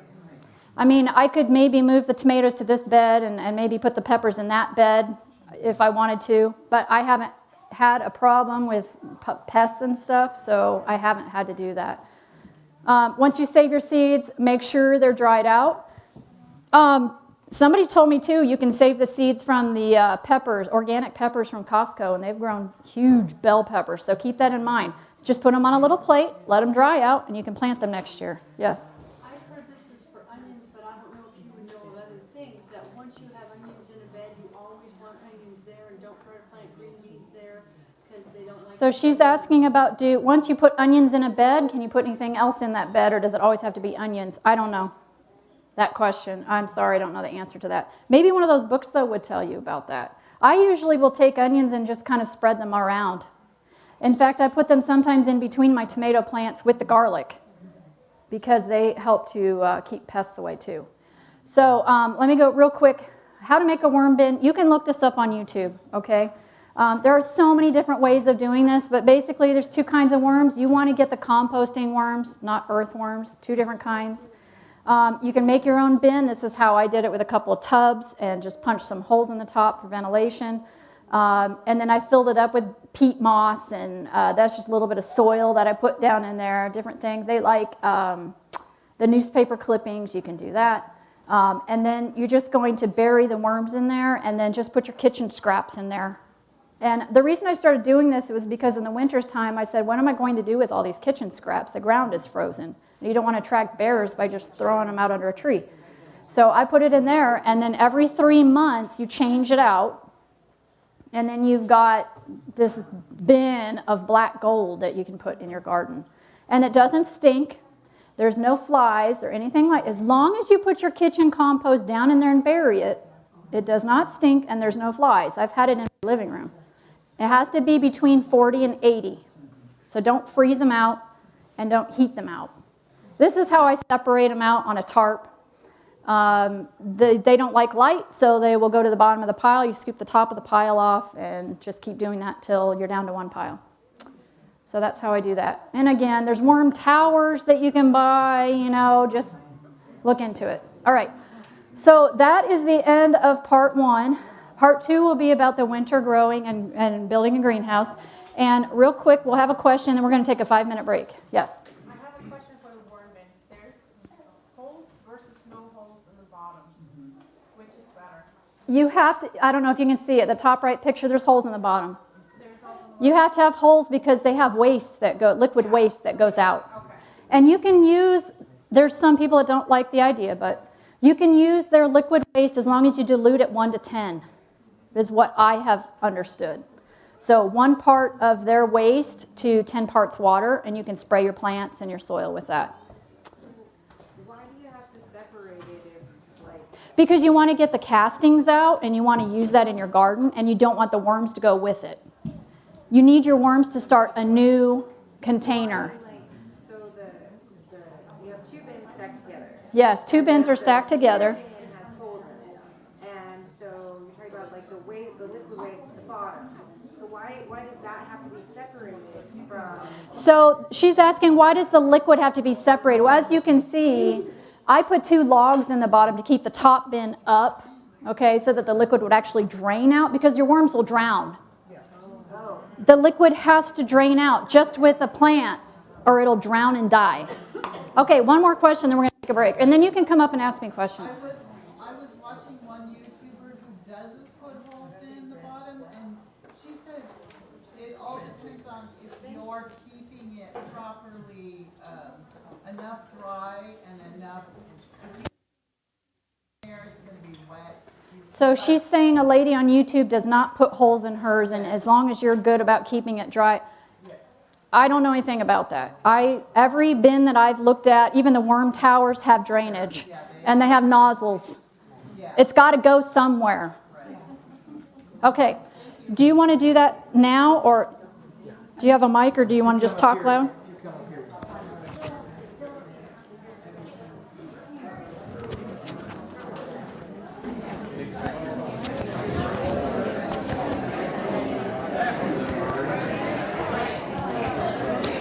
Okay, we're going to take a 5-minute break here. We're going to give away a couple items. I just wanted to reiterate a couple things, and that is, if you see this water bottle up here, somebody left that from last year. Thought you'd like that. So we're doing a little remodeling in the sanctuary, but on where the exit sign is on the right, when you enter the sanctuary, there's a bathroom there, and there's a couple in the hallway here. The one in the exit on the right is universal. There's also some water around the drinking fountain, and we're going to put some pitchers up here, and we're going to crack these windows. Is that a little warm in here? So we'll do that on the break. Also, for those who came in late, in a week, we're going to have a healthy cooking class on how to cook things healthily, or healthfully, I should say. And so that's going to be something in March the 11th. I just want to reiterate, it says America in Prophecy. It's a series we're going to do. It's 10 nights, the 11th through the 22nd. It's going to be a wonderful series. It says, Will Freedom Survive? I'd really like you to come if you're able. And so at this time, I'm going to have Dawn and I, we're going to give away this hoe and this pair of gloves. And so hopefully you can.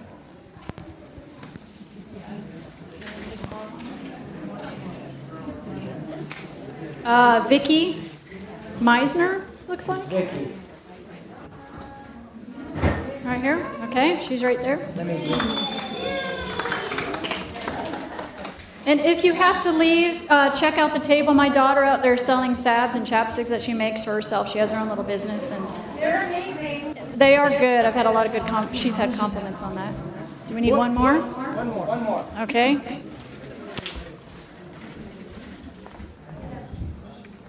Patrick Moorhead. Patrick. Right, go ahead, take your break. Come back.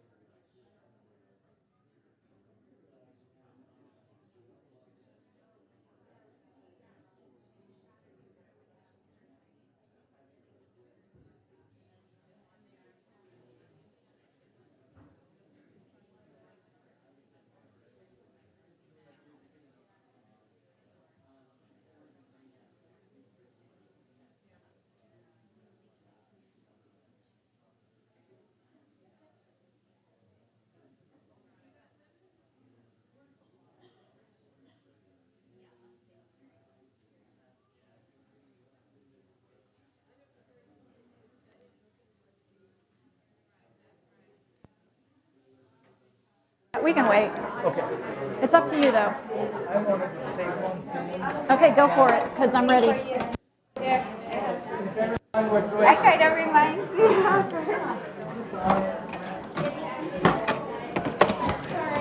That's okay, I was just wondering. Okay, if everybody could come in and find their seat, we're going to go on to part 2 here. And we have a quick announcement here first. Quick announcement.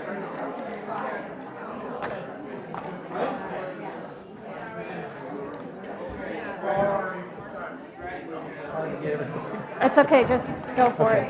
I'm going to use your little mic. All right, just tucked it all back in here. Sorry, Donnie. So, if anybody need any more paper to write on, hold your hand up. I just wanted to make a quick announcement for those who also came in late. A lot of this is rapid fire. It's like a fire hose, and we're trying to understand everything. You can go to that link on the top of this page and rewatch all these presentations that Don did today. Okay? So just to remind you, you can do that. Thank you. And if you get one of my business cards, if you go to my website, you can watch it on there too. It's on YouTube. It is the recording is from last year that I did here. If you were here last year, you get to watch it all over again. Okay, so here we go. I don't want to go too fast, but I also don't want to keep you all day. This part 2 is usually about an hour, so I'm sorry if I'm going too fast, but all right. So like I said, I wanted to start learning how to grow year-round. When I got here in the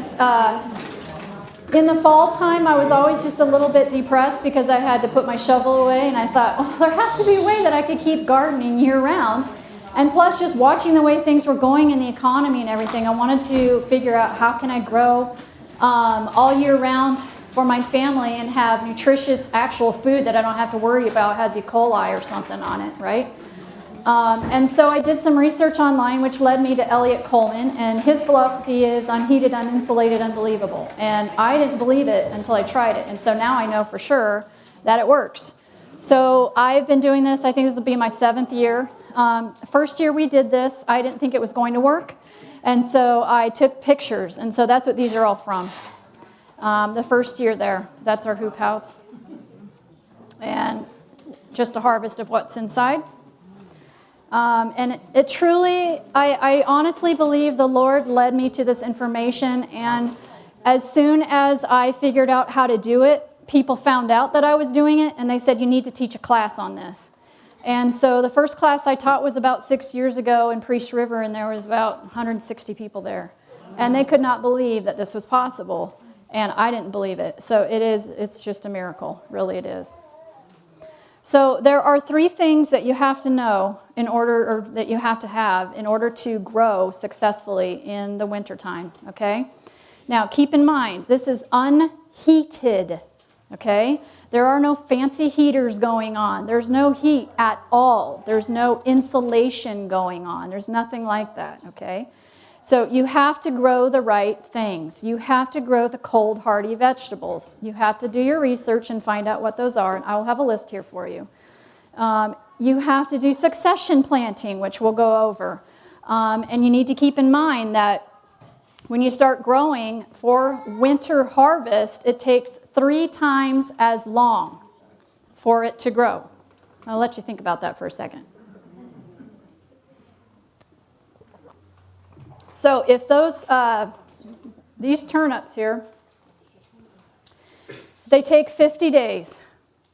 Times 3, they'll take 150 days. So that means you have to start growing in July in order to eat it in December. I'll go over this again, but this is just the 3 things to keep in mind. The third thing is you have to have the protection, which is you have to have the 6 mil greenhouse film.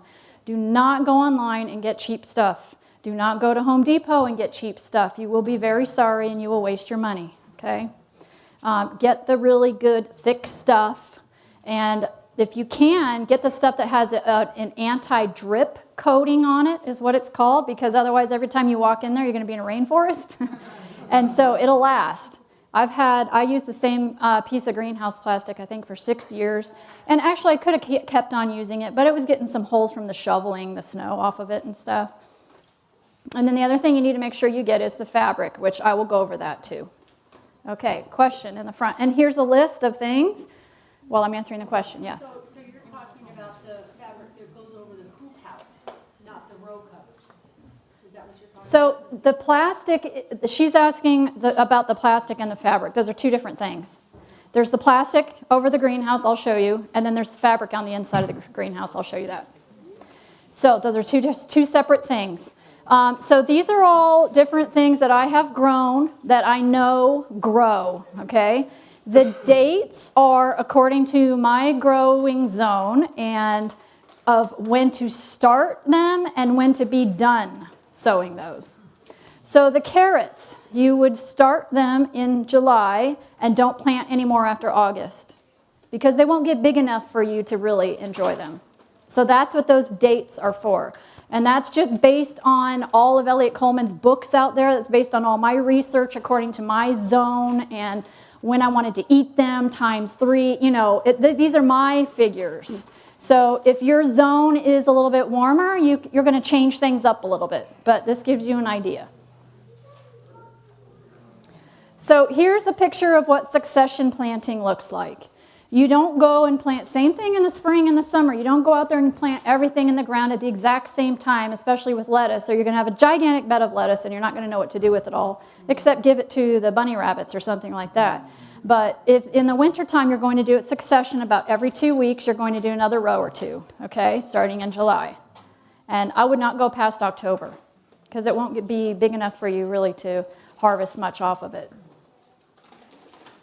So this is just a picture journey of how we did ours. There are so many people doing this now and so many ideas online. You can look on there, but this is just how we did it. So I was in a hurry, as you can see, to get stuff in the ground right away. And I said, honey, can't you build this? I don't have time right now. I said, oh, all right, I'll just go ahead and put the beds in first. So I did. I formed the beds and I left a walkway in between, which was hard to walk around and build a greenhouse around it. But the stuff was in the ground and it was growing, okay? It didn't have to be covered until October, November. So keep that in mind. So this is how I did the beds. It was a 12 by 20 when we first started. And we just took boards and made a base around the bottom of it like that, as you can see, lumber. And here's the secret to the snow load, okay? 2 10-foot pieces of gray conduit stuck together with a 20-foot piece of rebar in the middle of it. And the rebar will bend, okay? So I know it sounds crazy, but it does. One person will hold the rebar conduit on the inside of the frame, and the other person grabs the top and bends it, literally. You know, it'll be, because it's 20 feet long, right? So it's literally just sticking up in the ground or, you know, up in the air. And then the other person just grabs it and bends it down and sticks it right inside the frame like that. Use some conduit clamps and stick them to the inside of the frame. That's how we did it. I think we spaced them, I don't remember, maybe every 2.5 feet or something for the snow load. But if you're not expecting lots of snow, you don't have to worry about that. So we put along the top is just conduit, just gray conduit. There's no rebar in the top. That is not necessary. And we attached it with a self-tapping screw, so that's what it looks like there on the top. This is how we framed out the front of it, just a door there. And we were actually going to put in some windows on the side of the door for ventilation, but we never did, so I would say that's not necessary. You just need a door. You just need a frame for a door. And then we used pieces of tire tubes. You can get these free, okay? We cut strips of these, and that's how we attached the frames, the wood frame to the conduit frame, because you don't want anything rubbing on your plastic. So that's why we use these. And that's what it looked like when it was done. Now, I will say that the bars that go across the middle there are not necessary either. We took them off. That just ended up adding extra shadows to the plants in the wintertime, and that wasn't necessary. We thought we might need it for extra support for the snow coming off, but you don't need it. So you can see the plants growing in there before the greenhouse is done. So if I had waited, I wouldn't have had any plants. growing that year. So we covered the ends first, the two ends. And again, we used at the bottom there on the right, that's just a little piece of wooden furring strip there that we attached, and then stretched the plastic up over the hoop at the top. And this is how we attached the plastic. This is just water pipe that we cut into pieces and then put a slit across it, and you just pull it apart like that. If you're really, really strong, you can pull it apart like that, and then have somebody help you, and they can put the rubber on there and then just clamp it on. And it keeps the plastic from coming off. You can buy all these kind of clamps and all this special stuff, okay, but again, just use what you have. All right, so this is about how we did the ventilation at the end of it.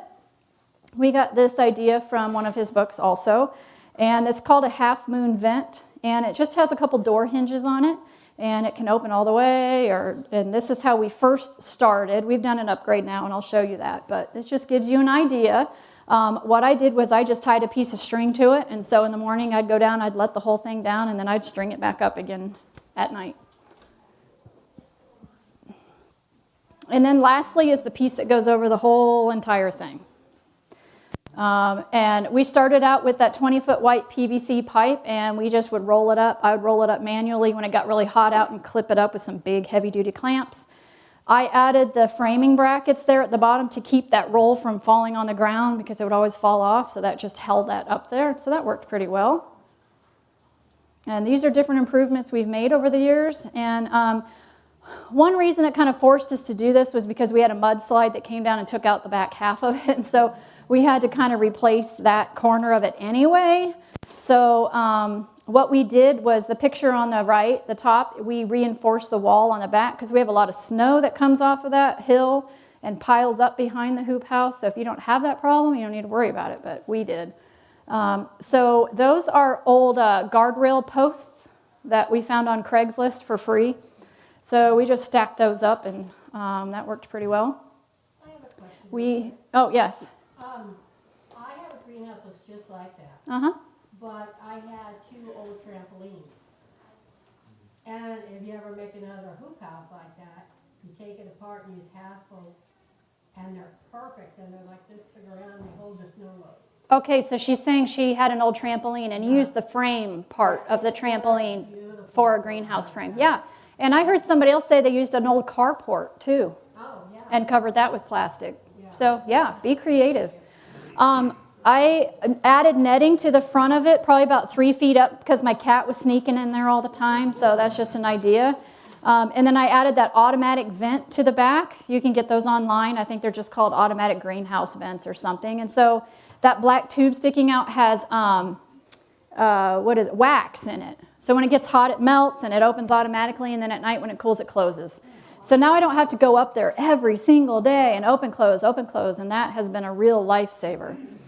And then we added a beam just across the center there, just kind of for peace of mind, because sometimes you can get 2 feet of snow overnight. And you know what? We just did that too. So we've done fine with the snow load. Now this last year I spent too much time out of town, and it kind of bent the frame a little bit, but it's okay. But I wouldn't let it get more than a foot if you can help it, because it will bend your hoops. I mean, it will bend, but it's not going to break and come down unless you've got maybe 3 feet of really thick, heavy ice on it. I've had 2 feet on it before without the beam, and it's been all right, but it made me nervous. Yes? Somebody always asks me that. I think it's 3/4 inch of rebar, and I think it's 1 inch conduit, something like that. And you can use whatever you want, I suppose. But the bigger, the more expensive, right? Oh, yeah. Yeah. Yeah. So that's just a thought there on that. And some more improvements now. So we took the white conduit off the front for a roll-up, and we used this black pipe, the conduit, which works better. And then you put a handle on it so I could roll it up. And then I slide the handle in, and it holds itself wherever I put it. If I want it higher, I go higher or lower. So that's been nice. And the fan is just out of an old truck. We bought a cheap solar panel and just mounted that to a post outside the greenhouse and hooked that up. And so the fan only runs when the sun's out, which is perfect. So if you're going to have a hoop house that's longer than, I would say, 20 feet or maybe even 12, you need to have some ventilation in there of some kind. Even if you just take a cheap box fan up there and stick it on a chair and plug it in during the day for a couple of hours, do something. Because if you don't, and it's just the air just sitting there stagnant, you're going to have spider mites and you're going to have all sorts of things. And once you do, you can't get rid of them. Oh, it's such a headache. So keep some type of airflow going, keep the front door open, keep the back window open, roll at the front, whatever you need to do. I tried a PVC watering system and I didn't like it because it sprayed more all over the path than my plants, so I actually ended up taking that out. Yes, question?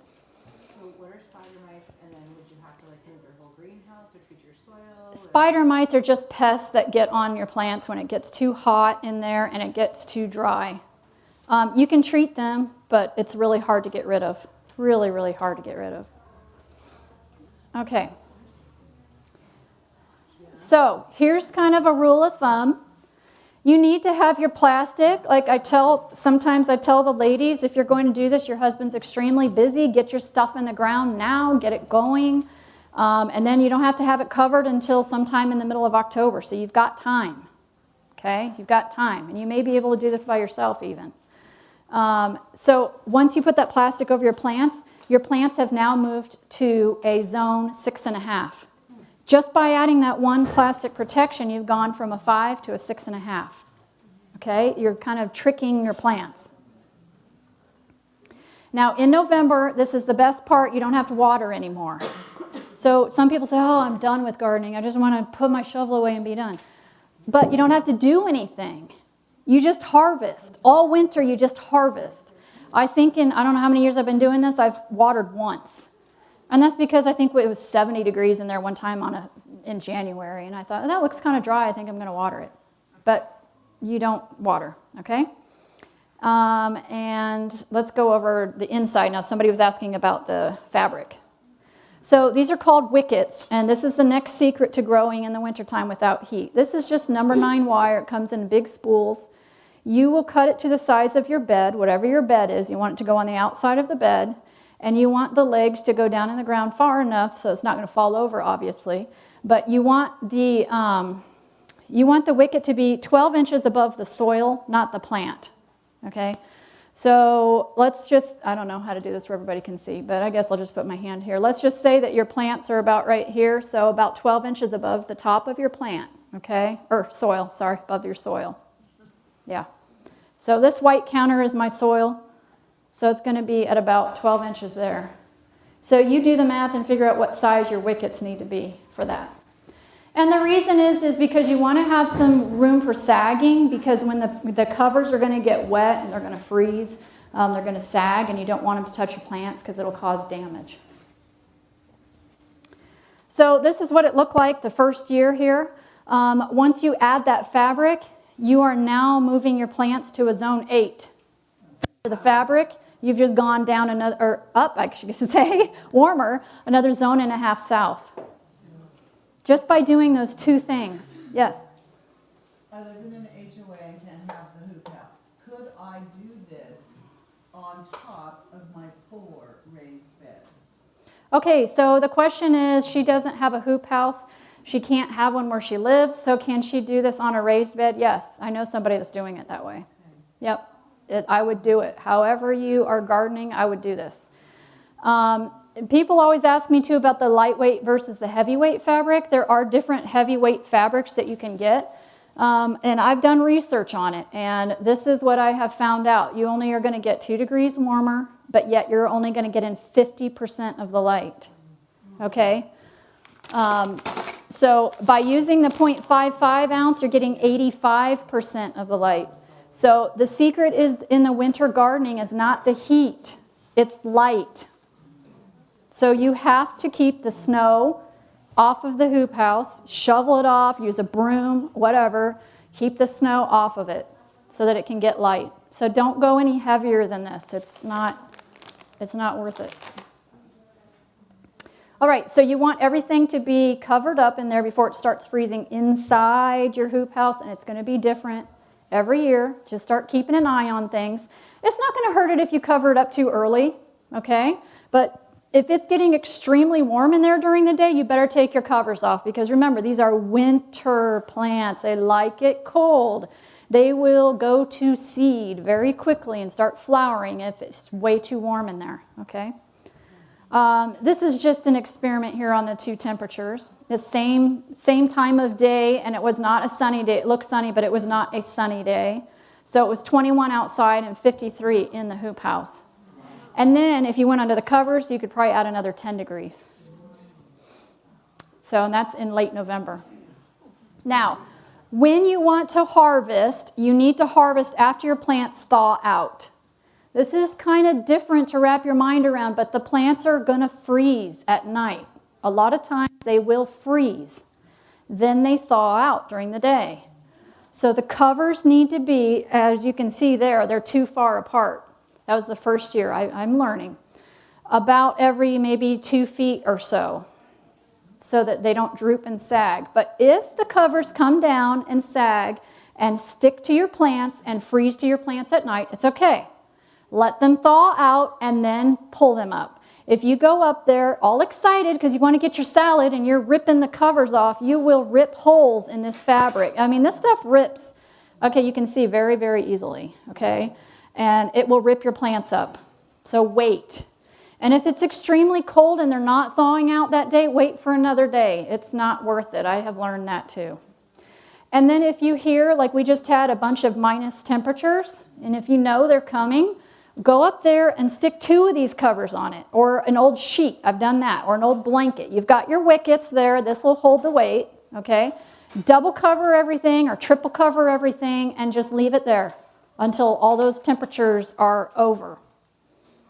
And then take it off, and then you should be fine again. All right, and I already mentioned make sure you keep the snow off to let the light in.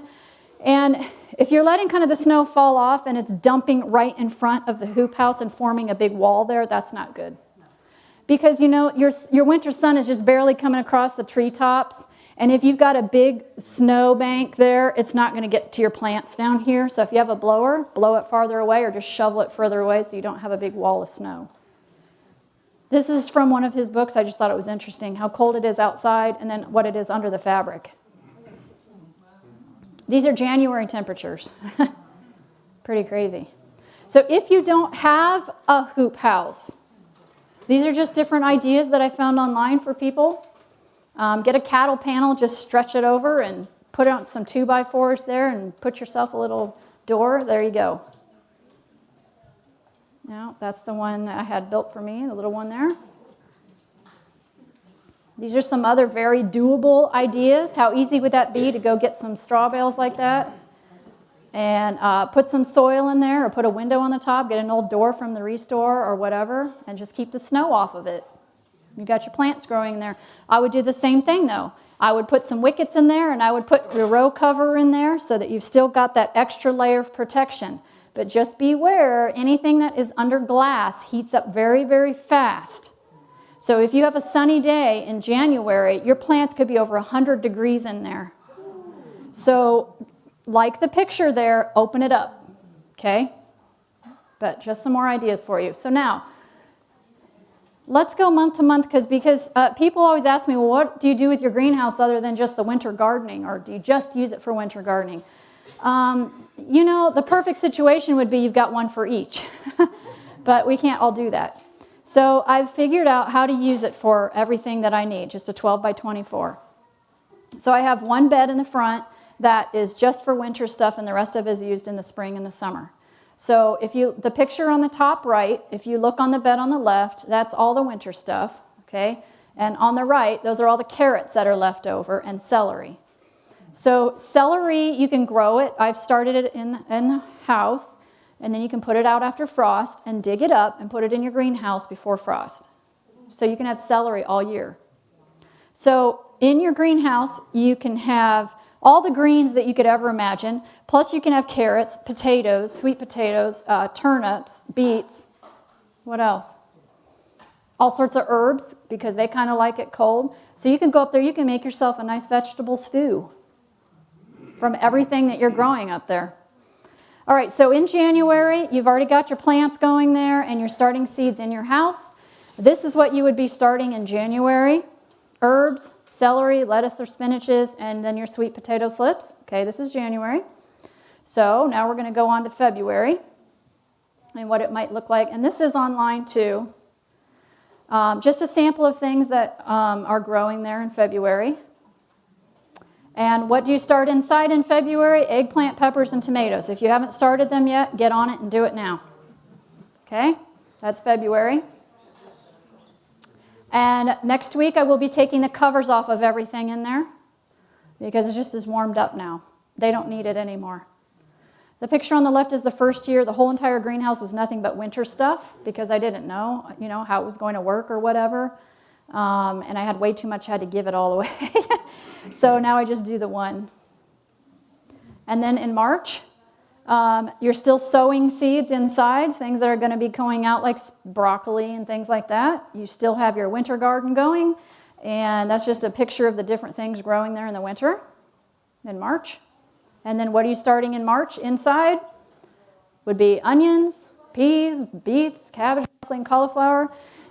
These up here are leeks that I started about a week ago, and they transplant very well.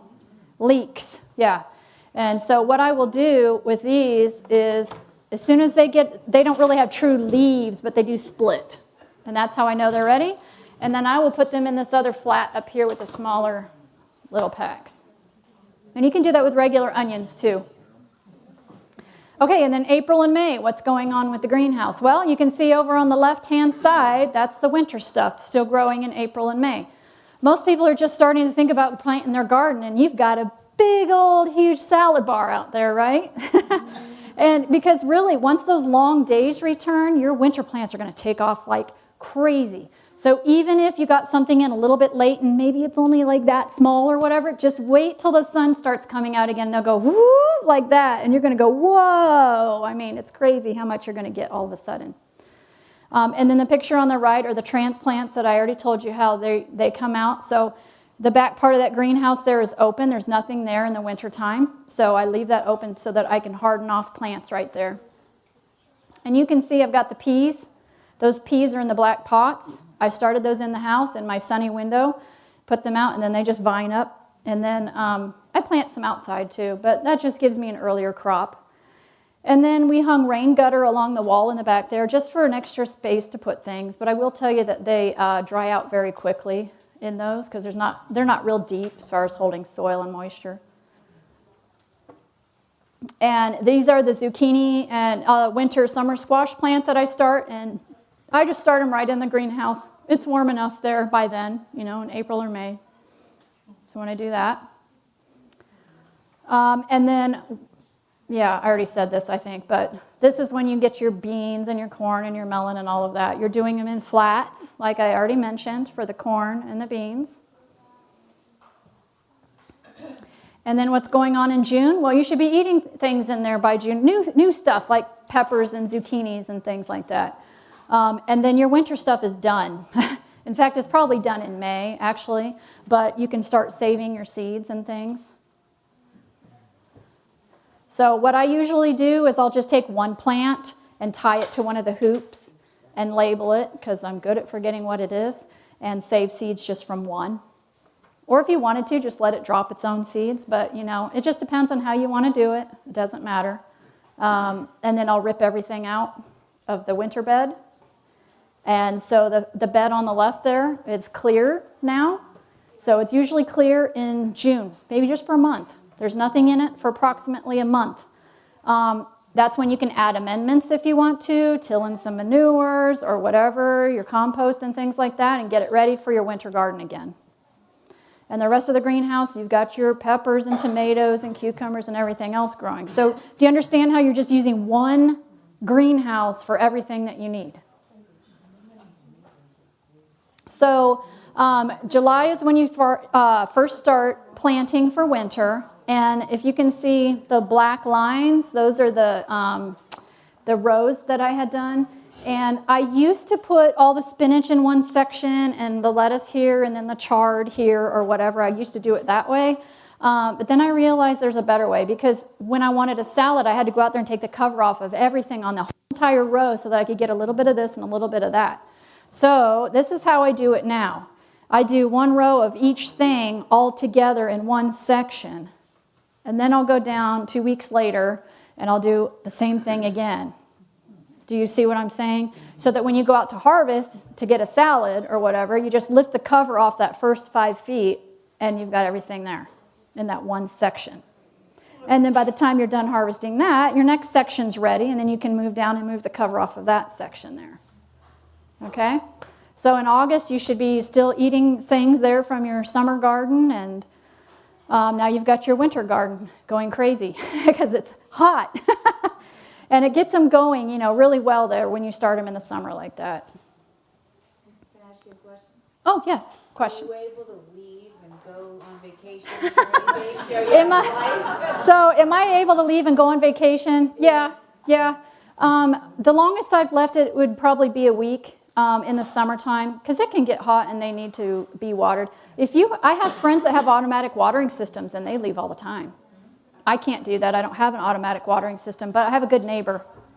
So I can ask her, and she's more than willing to come up and water stuff once. But usually, you know, if you water right before you leave and, you know, maybe 3 days later you can water again, or if somebody can come and do that for you, it's fine. And you've got your automatic thing going. That helps. And if it's in August or something and you know your nights aren't going to be cold, just roll the side up and open the front door and just leave it like that.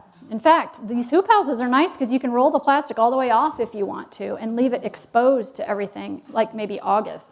But be aware, this area gets cold temperature still at night. So if it gets below 40, what happens to your tomato plant flowers?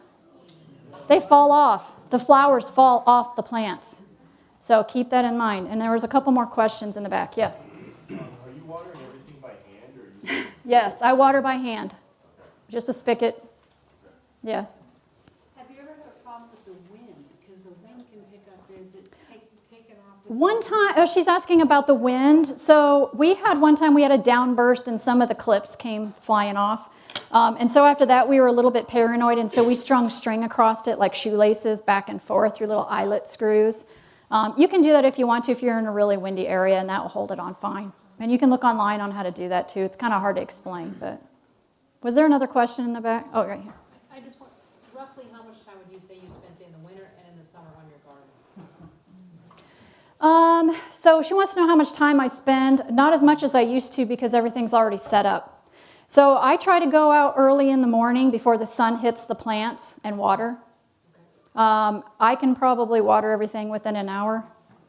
And sometimes I'll go out later and pull some weeds. So an hour or two a day probably would be my guess. It depends on what I'm doing, though. I might be putting in a new bed, and that would take me all day long. But general maintenance, there isn't any in the wintertime. I don't do anything out there in the wintertime. This is fun for me. I like doing this, especially now, right? It's depressing outside. So this is fun. This takes, 5 minutes to do this and then water them during the day. It's kind of nice to watch them pop up in the wintertime. So that's the only thing I do in the wintertime besides harvesting what's in the greenhouse. I really don't actually start doing any work until, after frost. Yes, question? You said that you're off-grid. I'm curious how much water consumption you use in the winter and how you deal with freezing issues and accessing water and just what you're receiving there.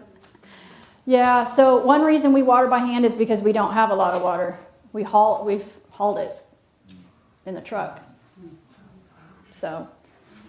if you have unlimited sources of water, you can just water all you want, whenever you want, and set up a sprinkler system and do all of that stuff and have less time in the garden because it's doing automatically. What about dealing with freezing? You have your 2 degrees and your 55-gallon barrel can freeze. Okay, so yeah, he's asking about the water freezing. Well, I don't water in the wintertime.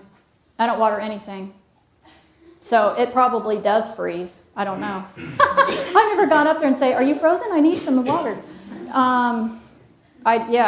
We have a frost-free spigot outside that we can get water for the animals and stuff. But yeah, I put the hoses and everything away for the winter. I'm not using them. Yeah. So your 55-gallon drum did not crack from the freezing? No, it's a big trash can. Like a plastic trash can with a lid. She's asking about the drum cracking. It's actually a big black trash can. So I don't know if it's ever frozen solid or not, to tell you the truth. I've never gone up there and looked at it. I don't think it has. I mean, I just get my food and leave. Yes. Sorry.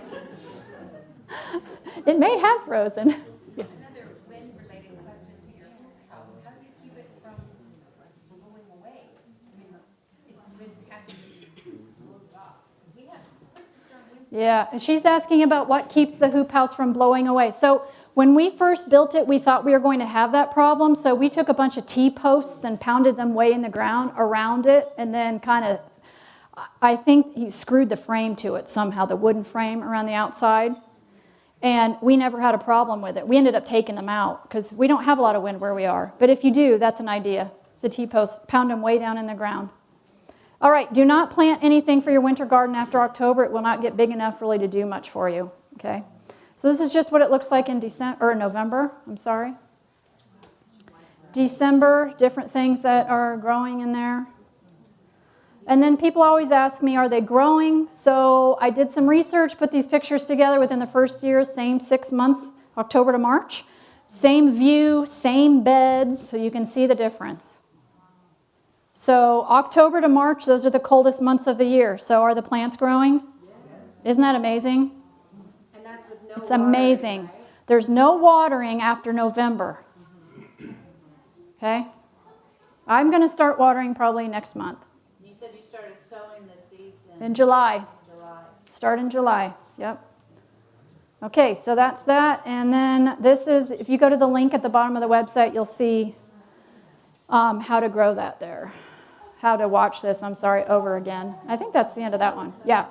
And I think we have a couple more prizes, and then, or actually I should take questions first probably, and then we'll do the prizes. Yes? You usually use seeds for all of your plants. Do you ever get plants from a nursery? Any plants that are better if you get them at the nursery? I always grow from seed. For one thing, it's a lot cheaper, and I know what I'm getting, and I know it's going to grow. The only thing I bought one time, I think from a Lowe's, was cilantro, because I wanted some cilantro really bad, and mine wasn't doing very well, but it died. Go figure that, right? Another question, yes. I've got some rhubarb from my neighbor. Usually you can just get it free. A lot of people have it that don't want it. They spread and go crazy, so start asking around. You can get it. Oh, no, it does not need to be in a greenhouse. It's a perennial. It'll come back every year. Put it somewhere where you don't mind it going crazy. Any other questions before we take a break?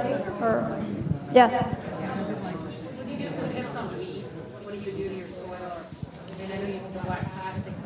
I don't have a lot of weeds. I'm not sure why. I just don't have a lot of weeds. Probably because I don't have a sprinkler running all the time. I'm hand watering every single plant. In fact, I'll build a little dam around each plant to keep the water in it. And sometimes I've made plastic collars around the plants out of base, you know, just to keep the water in. I mean, it depends too. And if you're getting manure, say you're getting horse manure from a neighbor, you're going to have a lot more weeds. So, yes. I used to add a lot of weeds where it came from, and I put the soil in the thing and cook it over the fire, and that would kill the seeds. You just get it heated up a little bit. Yeah, you can warm up your soil and cook it, and that'll kill pathogens in it too. And you can also get like a flame torch thing and burn them up. Yes, another question. Why is this plant not be watered? Because the water table is so high, there's a high, let me go back to that one. I think I had an explanation on there, but I probably forgot to mention it. He's asking, why do you not have to water anymore? Oh, maybe I passed it. I can look it up out there in the book for you too. He has a better explanation on it. Here we go. Is that it? No. It's November. There you go. High water tables and low evaporation. They're covered. They're double covered. Everything's double covered in there. And so when the covers get wet, right, because they freeze and there's moisture, that's all dripping down onto the plants during the day when it's warming up. Are you ready to give away a... I'm ready. Okay. Who wants to win a garden hose? Let's give Dawn a round of applause for her.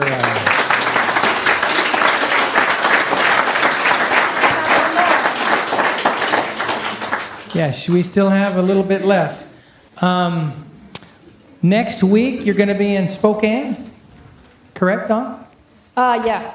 The new church, yeah. If any of you have friends or family live over that way, would like to have a gardening class, why, next week they'll be in Spokane. So let's pick a couple more names. Okay. Garden hose. Okay, Lori Crane. Lori, where are you? Lori's in the other building, okay. Okay, and one more. Donna Ward. Donna Ward, are you here?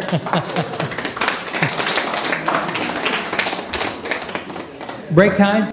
Yeah, just a couple minutes to get my herbs out, and don't leave, please. You'll enjoy this part too. I just wanted to say one last thing in regards to Dawn. Out here, she has books for sale and different things. There's some free stuff on the other table, and there's also, if you want to appreciate Dawn, there's a little donation box there. So, thank you. Okay, take a quick break and come right back. Did he turn it off?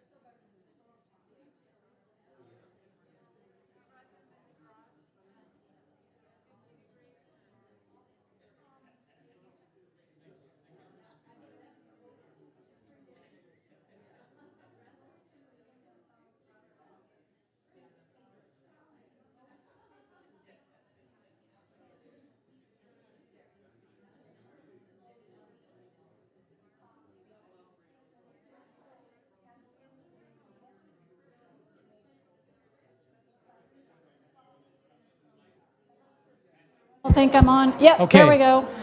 Okay, Don, you ready for the last Okay. segment? Here we go. Okay. This is the last part 3. Here we go. We're not doing too bad on time, I guess. We've had a lot of questions, which is good.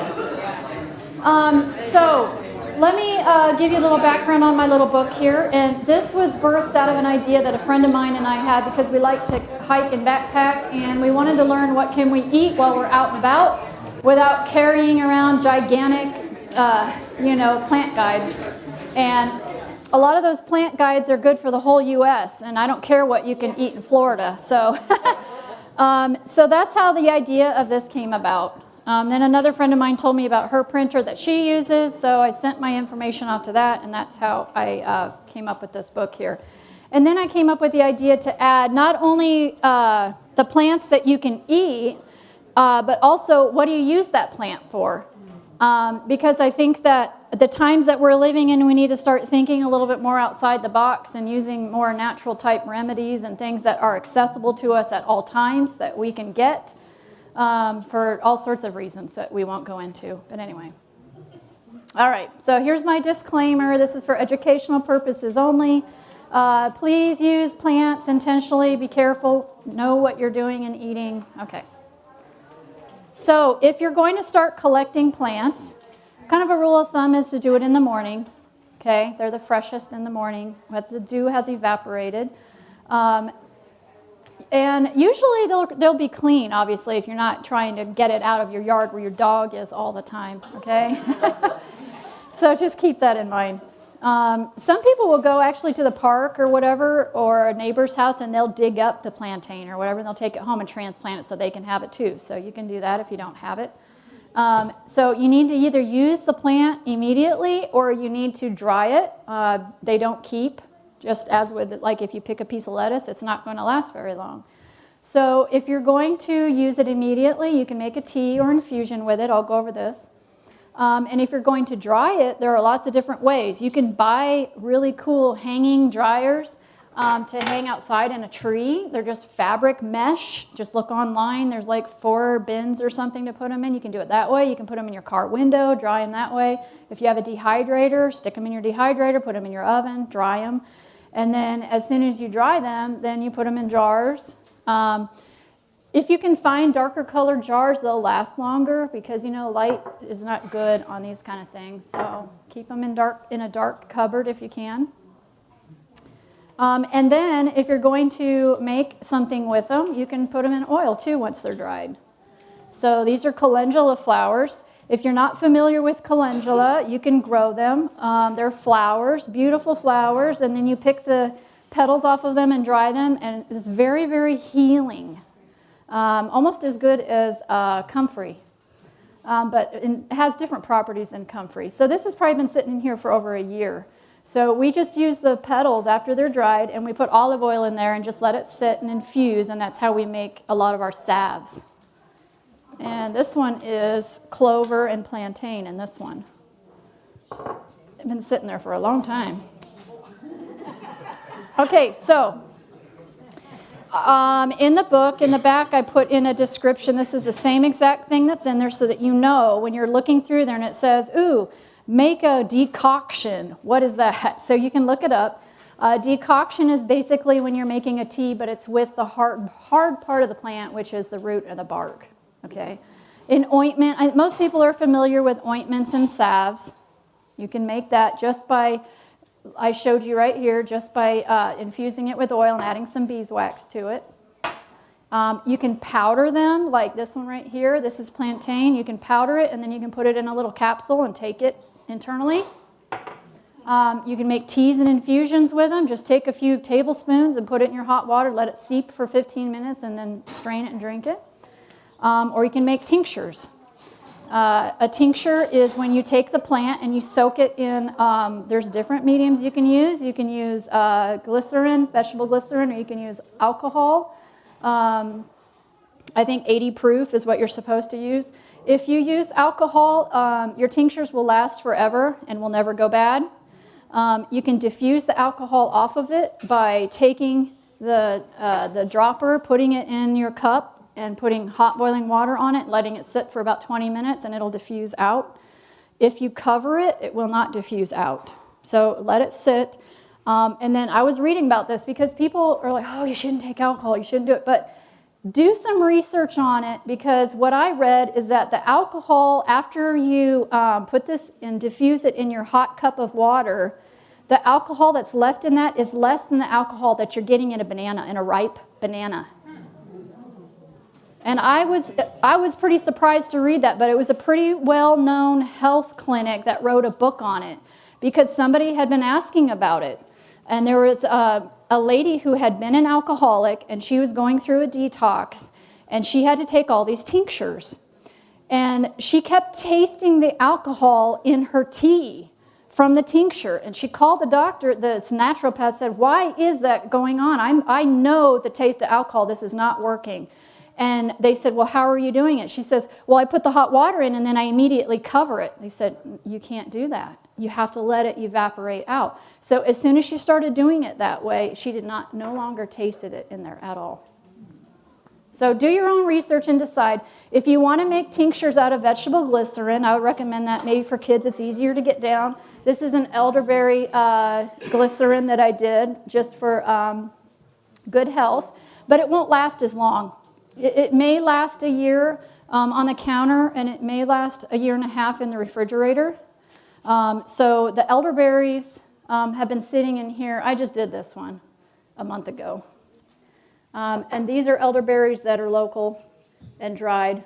They're hard to get. So, and everybody knows I have some elderberry syrup out there for sale and tincture for sale, but it'll keep you well. It'll keep your, immunity going. And it's extremely expensive. It's about $10 an ounce normally to buy it. Can you grow elderberries here? Some people grow elderberries in their yards. I just find them in the wild. So I'm not going to go through the whole book, just a few that I think everybody might be familiar with. Bearberry also goes by Knick-Knick, and it's just a good one for urinary tract infections. I've got some for sale out there if that's something you're prone to. You might want to think about getting a little bag of them and just make a tea out of them. And also, I'm not going to read everything on here, but the information is in here or online. Clover is something I would recommend that everybody has all the time. Everybody knows what clover is, okay? Go out this spring and summer and start picking the flowers and the leaves and dry them and get a big jar of clover.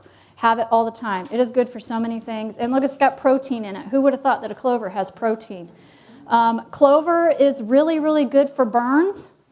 I know from experience, when you have a wood stove, you tend to burn yourself. So I had a pretty bad burn, and I immediately grabbed the aloe vera plant, because that's what I was used to doing as a kid, and it didn't do anything. It kept burning and hurting, and so I grabbed my book, and I said, what can I use for burns? And I looked in the back, and I saw, oh, clover. So I grabbed my clover, and I took a little bit, and I added some water to it, and made a paste, and put it right on the burn, and the pain was gone immediately. Immediately. And then I put a piece of saran wrap over it like that and a rubber band to hold it, and I put a glove, one of those tight little stretchy gloves on it, and I left it on there all night. And in the morning, there was no scar, no redness or anything. It was amazing. So I recommend highly that you have clover. Comfrey, my daughter can tell you all about comfrey out there, but if you don't have a comfrey plant in your garden, you should get one of these. Comfrey is also known as a knit plant. It actually heals broken bones. The lady who wrote those little wild edible plant guides out there that are photocopied, you can get her information from the front of the book. Her husband had a broken ankle. I took a class from her. And he healed his broken ankle just by putting comfrey on it, the leaves. Dandelion is another good one to have around just for drinking it. And I've since learned, do your research on dandelion. Dandelion tea blocks spike proteins in COVID. I have read that over and over again to confirm. So have some dandelion on hand for next winter. I didn't hear that. Do I need to repeat it? No, we've all had it more than Oh, okay. once. She's had it more than once. Okay. Yeah, elderberries are really good. I already went over that for boosting your immune system. So get some of, you can buy them too, okay? You can buy these online and you can make your own stuff, have them on hand. Fireweed, did you know fireweed is edible? You can find that way up in the mountains. Not only is it beautiful, but it's edible. Good for food poisoning if you're out and about. Did you say food poisoning? Mm-hmm. Mullein, I think everybody knows what mullein is. So keep that one around. The mullein or the flowers, if you can keep these, you can put them in olive oil and use them for earaches or ear infections. Okay, if you know anybody that's susceptible to that. And daisies you can eat too, okay? The rose hips I included just because they are very high in vitamin C, 500 milligrams. So if you can get any of those, just beware they have seeds in them, so don't break your teeth on those. And they're pretty tangy. The service berries, if you can find those, they look just like blueberries, taste a lot like blueberries, and you can use them like blueberries. So if you can find them, can them up. These are service berries. You can use them in muffins and pies and things like that. Is there a particular route, and we're new to this area, that you would say is poisonous? Is there a particular what? A berry or something that mimics one of the ones you're telling us about that is poisonous? So she's asking what would mimic some of the, not the ones I'm talking about right now. No. Don't eat snowberry. The vitamin, and the other reason I included these is because if you can get some of these and you can dry them or can them like this, and if you can just take a spoonful of these every day, it's like taking a natural vitamin pill. Just these. So you can throw away your vitamin pills and eat the berries instead. All right, stinging nettles are really good too. Very, very nutritious. If that's all you can find and eat, you can live off of those things. You can eat them just like spinach. If you can make a fire, you can put the plant right over top of the fire and it'll cause the needles to fall off. Otherwise, you can steam them or boil them and they taste like spinach. How do you harvest them though? Put some gloves on your hands in order to harvest them. Put long sleeves on and put gloves on. And if you're not sure if it's stinging nettle, just slap it across your wrist and you'll know real quick. And then you have to find what to use for stinging nettles in here. Okay, and the other thing I'd recommend having on hand too is violets. So another quick story, a friend of mine and I were camping and she tripped over her boiling pot, boiling water all over her ankle. And immediately we said, put it in the creek. So she stood in the creek while I ran around trying to find what I could find. And I found wild violets. And there was one other thing now, I can't remember what it is. But anyway, we mixed it together. We made a poultice with it. And slapped it all over her ankle, wrapped it up in a plastic bag that we had. And in the morning, the only red spot she had left on the bottom of her foot was about the size of a quarter. And that's a spot we'd missed. No redness, no pinkness or anything. It was amazing. Okay, plantain. Number one thing to store, I believe. Do your research on it. But this is what it looks like if you don't know. If you tear apart a plant, it has little fibers that stick out that look like strings. Kind of easy to identify. Another picture of it. Plantain. It's good for all sorts of things. So I keep jars of it. I also keep it powdered, and I keep it in my purse at all times, just a little tiny little baggie of it. I keep it in my emergency kit. That's one of the things I keep, along with clover. So here's all the things, not all, many of the things that it's good for. I bet you never knew all of these things. So if you're going to start making salves, put plantain in it, okay?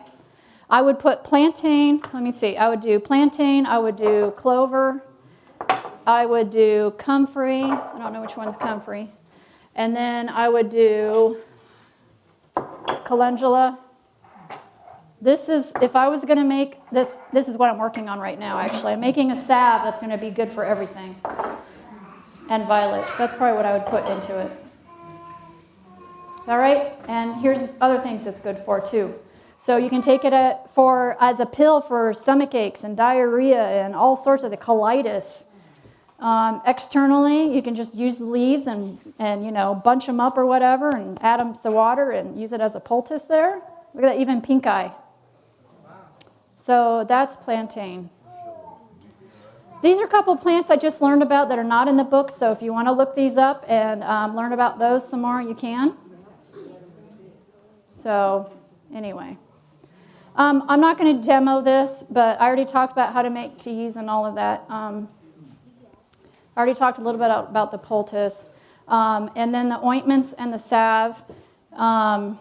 I talked a little bit about it, but you can come up and look at it if you want to. Basically, you're just adding oil to whatever the plant is, and then you're adding beeswax to it.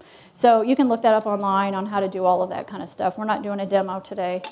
So anyway, if there are any other questions, I'll hang out up here for a while, or yes? What about mushrooms? Do you have anything on mushrooms? I know people always ask me. I don't know enough about mushrooms, and that makes me nervous. Right, yeah. I don't want to get into mushrooms.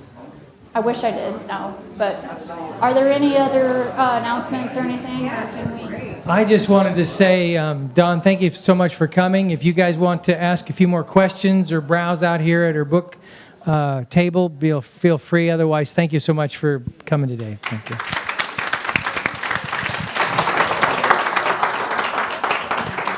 Don't forget to get your free Life of Victory book on the way out the door. It will bless you, I promise. Do you have the file to send me on my